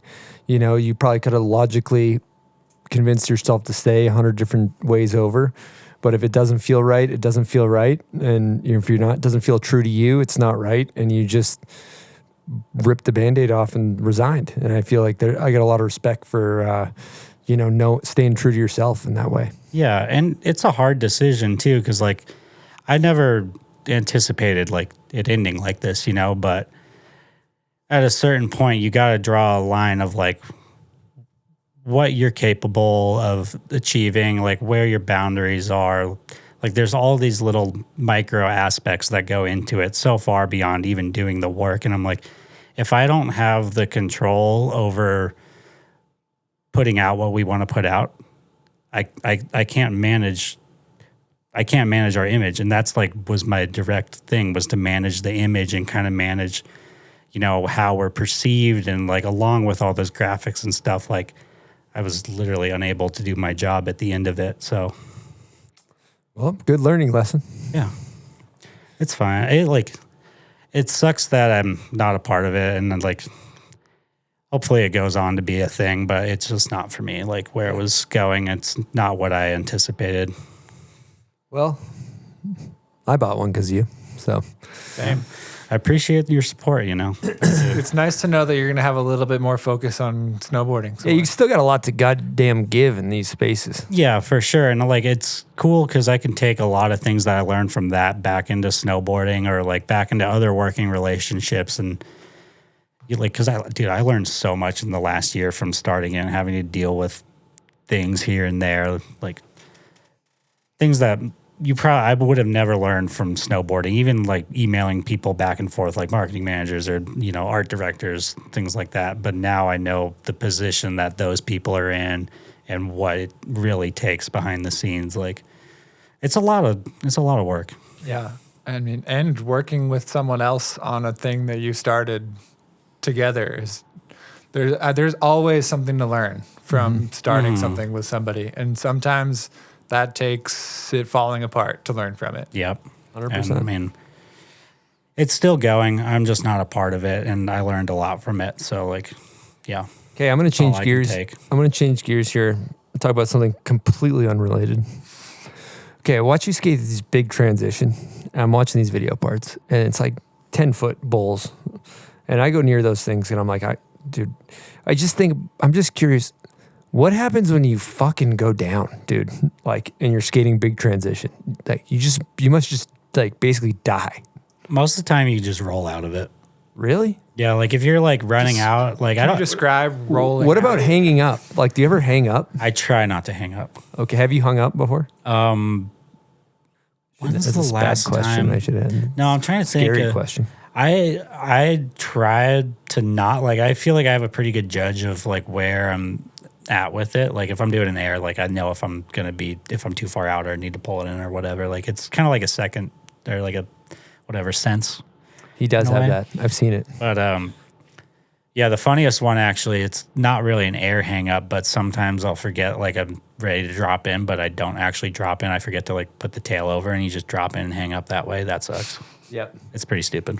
Go down. Yeah.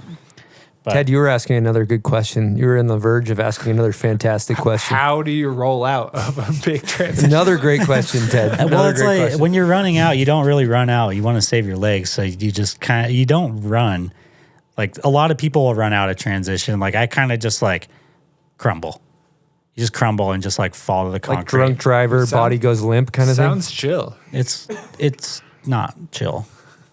It's like you seen like Nickel Smith, how he does those like back rolls and stuff, like when he's jumping down a set or something. I've seen that. Kind of like that.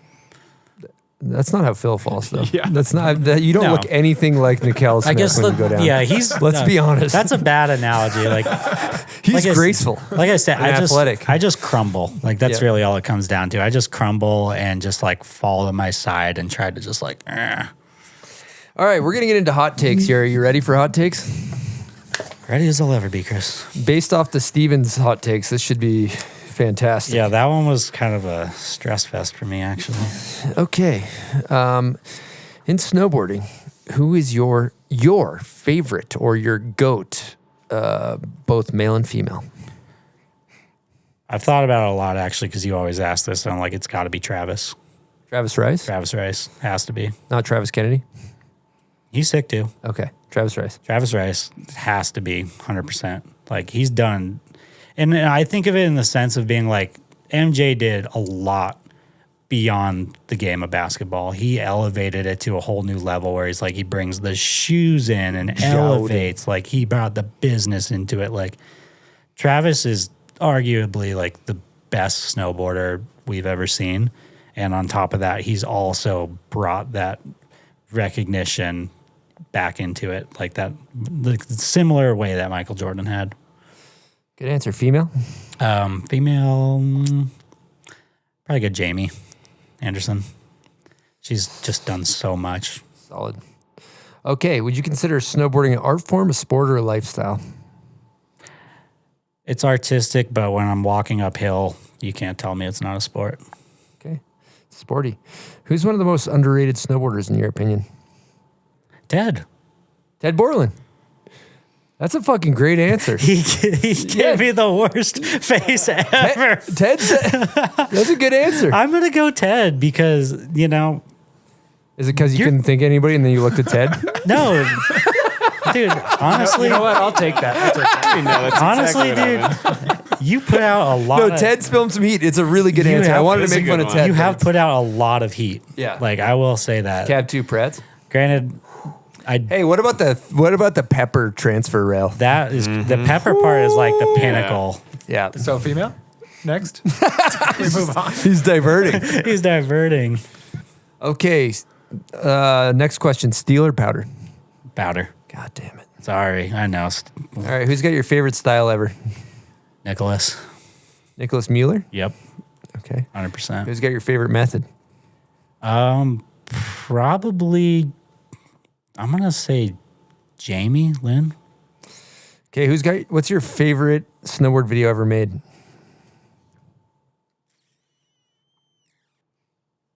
It's not that hard. You just think of the first one that pops in your head and you blurt it out. I know. Well, I grew up. It's not rocket science here. I'm Could change tomorrow. I'm gonna go. Pick one. I'm gonna go landline. Because like I didn't grow up watching snowboard videos. Obviously, by name that video part. Yeah, obviously, I grew up watching skate videos and like got into snowboarding later, and like I mean that one it's just perfect. It hits. It's really all it comes down to. Tanner Pendleton cooked that thing up. Yeah. Okay. Favorite board graphic ever made? Favorite board graphic. I like a lot of the old Jamie ones, like late 90s. Like those ones and seeing his art too in person and like hanging out with him so much like that, I've drawn a lot of inspiration from him in general. So like those ones were like way before my time, but coming back to him now, I just love the look and the colors of them. All right. If you could go heliboarding with 3 people, good times, you got 3 seats. Who are you taking? Hypothetical. Some people have taken Mike Tyson. Mike Tyson. Yeah. Young Dolly took Mike Tyson. I'm not going to. Somebody took Charlie Sheen too. I'm not going to take. Kevin Backstrom took Charlie Sheen. Yeah. I'm not going to go that route. I'm going to go old fashioned. I'm going to go Mateo and his parents, Natasha and Christoph. Okay. I'm going rogue here. That's who I'm taking because I would love to see how excited they are and also just him in that situation with his parents in a helicopter, like having a grand old time. I think it would be otherworldly entertaining. Mateo and the heli would be pretty sick to watch. Yeah. Okay. Next question is dream sponsor. Doesn't have to be snowboard related. You can't pick one of your own. If you pick one of your own sponsors, I will roast you. So it's got to be like aim for the stars, land on the moon. You know? Yeah. Could go Fred Meyer. Fred Meyer's pretty good. They got gas food. That's easy. Gas and food. That's a good one. We haven't got that. It's so practical. It's basic, yeah. Yeah, It's maybe free gas, free food. Maybe too practical. I mean, if we're gonna go less practical, I'm gonna go Rainier beer. Maybe they have that. They actually have that at Fred Meyer. Yeah, so they do. You can. You kind of. That shows the level my brain's at. Yeah. Okay.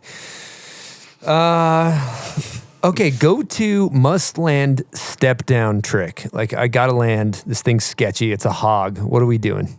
Cab 5. Yeah, probably cab 5. Maybe front 7. I did a really, really nice feeling front 7 on a step down this year. So one of those two. What about back? Where does back 7 stack up? Back 7's not a step down trick for me. Nope. That one's got to have some loft. I got to go like up for back 7. Kenny Lofton. Yep. All right. Last question. Worst trend. Thinking too hard. Thinking. That's actually the best answer ever. Really good answer. Thinking. Yeah. Just. Yep. It's like the hollowhead mentality. Just if you think too hard, like anything you're gonna do or create, it's just gonna kill it. You know, like you can't think when you're doing it. You've got to just start going and just go and roll with the punches. Like you just go. That's all it comes down to. So wise. That's some of the wiser stuff that's been said on the show. It's true. As I'm sitting here thinking for like 3 minutes for each of these hot take answers when we're talking about snowboarding. Yeah, that was a great answer. That's the only one I didn't think about. We finally landed on a good answer, so it was great. Took only 3 hours. We just did adult camp up at Woodward, and it was amazing because all these adults they pay their own money. They're not like parents who's paid for their kids to go. These guys are like working really hard to go to adult camp, spending their hard-earned cash. And I was a coach. And you start, and I've always heard that a good coach only tells you one thing. You know, you ever talk to a coach about something, they're like, you gotta do this, and then do this, and then do that, and do that, and you're like, well, I fucking don't know what to do now because you just told me 6 things. But a good coach, I always told you one thing. And they'd ask me how to do something. And I'd just be like, don't think too much. Just try it. Yep. That's all you gotta do. And that's it. I swear, that's it. You gotta go from there. Yeah, just don't think. Just go at the thing and try it. The hardest part is trying it for the most part. Yes, exactly. Adult camp is awesome. They are so hyped on just being there. It's like I've only ever done the one like when High Cascade was still High Cascade. We did an adult camp there for Lib, and it was like the people that were in it were just so fired up. They're fired up. Well, there's no taking it for granted when you are paying for yourself to go. And they're on like time. They're taking time off work to come do this. Yeah. And it's expensive. It's like, they're juiced on it. 100%. That takes a lot of commitment. So respect. All right, we're going to get into setups. We kind of talked about it, but like walk us through your daily driver, board, boots, bindings.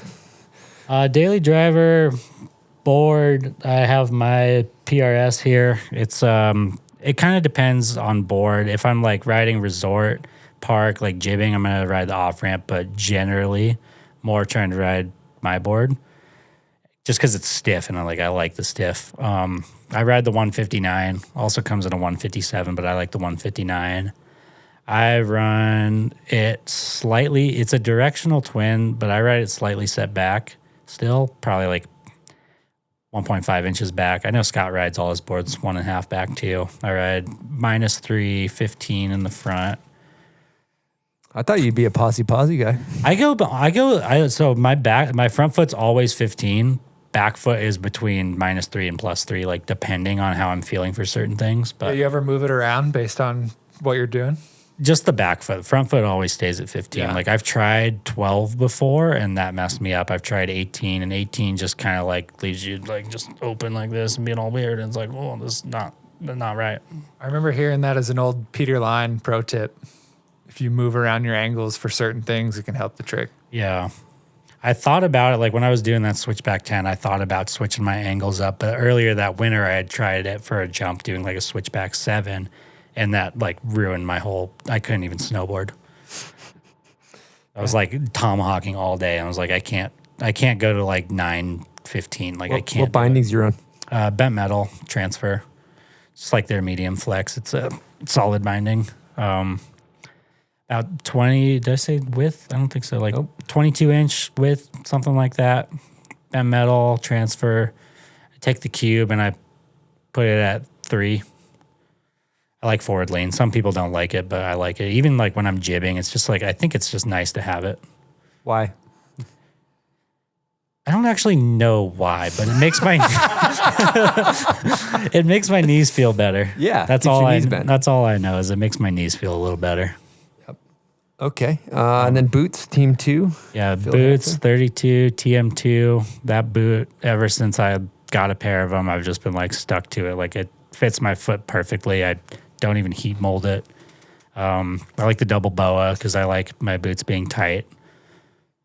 I would recommend heat molding, though. It's nice. I would recommend it as well. It's just for me, like it fits me so perfect that if I it's like automatically molded to my foot. It's crazy. Okay. Well, that's your setups. 32 outerwear, obviously. Yep. And then I do notice you got a pro model Modest eyewear behind you, right? Yep. Modest has been hooking me up for a couple of years now with some pro model goggles, and that's cool because they just give me the freedom to do pretty much whatever I want with the artwork for it. And like I've kind of juggled around. It's like another like passion project for me to be able to do it. Like I just really enjoy the freedom that they provide, and Pete Long there is the best. He's like an old skater from Australia too, and he's just freaking cool as hell. So who else is on that? Viz runs those. Yeah, Viz runs them. There's a lot of younger girls ride them too. Honestly, I'm like off the top of my head. Don't think. Remember that. Yeah, it's hard to even lose all the creative juice if you think. But So don't think too much. Yeah, those goggles are fun to make though. It's just like cool to lay out a strap and just look at it and just be like, what can I do in this minimal amount of space that's going to be like sitting on people's heads? So I've kind of just been trying to go through like different basic patterns for it. Like this one's kind of heavily inspired by like some like forest pattern work or something like that. That color too is really cool. It's like burgundy brown, like kind of like it. Big, nice burgundy snowboard. Big, Perfect. nice. Okay, do you want to throw any thank yous before we wrap this thing up? Thank you, Chris. Thanks for coming on, Phil. Yeah, I'll thank you first. I appreciate that. Thanks, Ted. Thank you, Phil. Ted asked some really good questions today, didn't Yeah, he asked some great questions. It was an honor to sit in here. It's an honor to film Phil. It's pretty like fun to film a person that's as good as Phil. So it's my pleasure. You've made me a better person. You and Lucy. Yeah, that's but not through, you didn't do it through shaming. I don't shame him. I just kind of think about it. You know what's... Let him do his thing. Yeah. When you're with somebody like Phil, though, you're like, if I was that good, this is what I'd do. And then you tell him, and he's like, okay, I'll do it. You throw me like a very high level of advice, and I heed about 40% of it. Because I'm like already thinking way past that. I mean, that's a good ratio. Yeah, that's pretty good. Okay, what's... you want to continue thank yous, or do you want to move on? I'll thank you, Silk. Are you going to thank Silk? Yeah. You're welcome. I'll thank Silk. Pleasure. Thanks, Seth. Thank Jesse, Lib, all the people at Mervyn, Cook, 32. Like, it's like basically gives me the freedom to do these things we do, riding for these brands. So like, it's just the best. I don't know. I'm like very grateful for them. And it like honestly, like sometimes I'll just be sitting around and think about, I'm like, dude, how am I the person that's able to do this? Like the appreciation is just like so crazy. Yeah, you get paid to ride a piece of wood down a hill. Yeah, it's nuts. Kind of insane. Yeah. Obviously, I mean, thanks to my parents. My lovely girlfriend, Erica. Yes. And yeah, her family too. They're awesome and have helped me with so much stuff. And like ever since she's come into my life, I'm like, I feel like I have a grand purpose, you know, like I'm like, I have a person in my life that I can, you know, that's like a home, you know how that feels like. I know that you found that with Britt too. It's like you have a person that's more than a partner. It's just like someone that's your home, that's comforting to you. So, Beautiful thing. Hell yeah. She's the best. Incredible. What's next for Phil Hansen? You know, again, I don't know. I'm trying not to think about it. That's good. Smart. Smart. Don't think. Don't think too much. Don't think too much. I feel like I've had like a lot of things I was working on this summer and like this spring. Like I go in the cycles of like winter to spring, working on art and graphics and stuff. And once it gets to this point later in the summer and going into the fall, I kind of just like to recede to thinking about snowboarding and going like camping and just enjoying the world and just seeing the like the foliage in the fall, you know. So I think that's probably like the next step here. It's a pretty good cycle, I think. It's a beautiful cycle. Yeah. So that's kind of where I'm headed. Hopefully, maybe when I get back from this Utah trip and this blistering heat, I'll go find a 34-degree Washington River. Perfect. I think we did it, guys. Silk, do you think we did it? Oh yeah, I think we did the dang Silk, thing. what was your favorite part of the show, Silk? I don't know, man. A lot of good stuff. Don't think about it, Silk. Don't think too much. Yeah. Was it becoming a better person? Yeah. From getting Phil shamed. came on and now I'm a better person because of it. Yeah. Was it Ted's incredible questions? Ted had some great questions. Yeah. Phil, you were pretty good. Ted, on the other hand, kind of stole the show. Yeah, Ted did pretty good. Phil did fantastic. You might be back in this position sometime. No. Bombhole presents TED Talk. Ted Boylan. One of the most underrated snowboarders of our time. Silk, who's taking us out? I think Phil's got to do it. Phil, you got to do the sign off. Oh, what do I do? Just don't worry about it. You don't think too much. It's gonna take us Don't out of the think too show. much. You know, the last closing statement. Great. Well, thanks, Bombhole. It's been a pleasure. I'm going to go find my good friend Jeff Holz and the Fava Bros, and we're just going to go hang out and have a good time tonight. So it's nice hanging with all y'all. It's been real fun. I don't know. That's not that. I don't know. We'll take it. Okay. All right. That's it. Yeah. I don't know if you have a career in broadcasting, but that was a pretty good ender. I'm not much of a talker. You know? I'm just saying the sign off. You did great on the talking. Sign off. That was awesome. I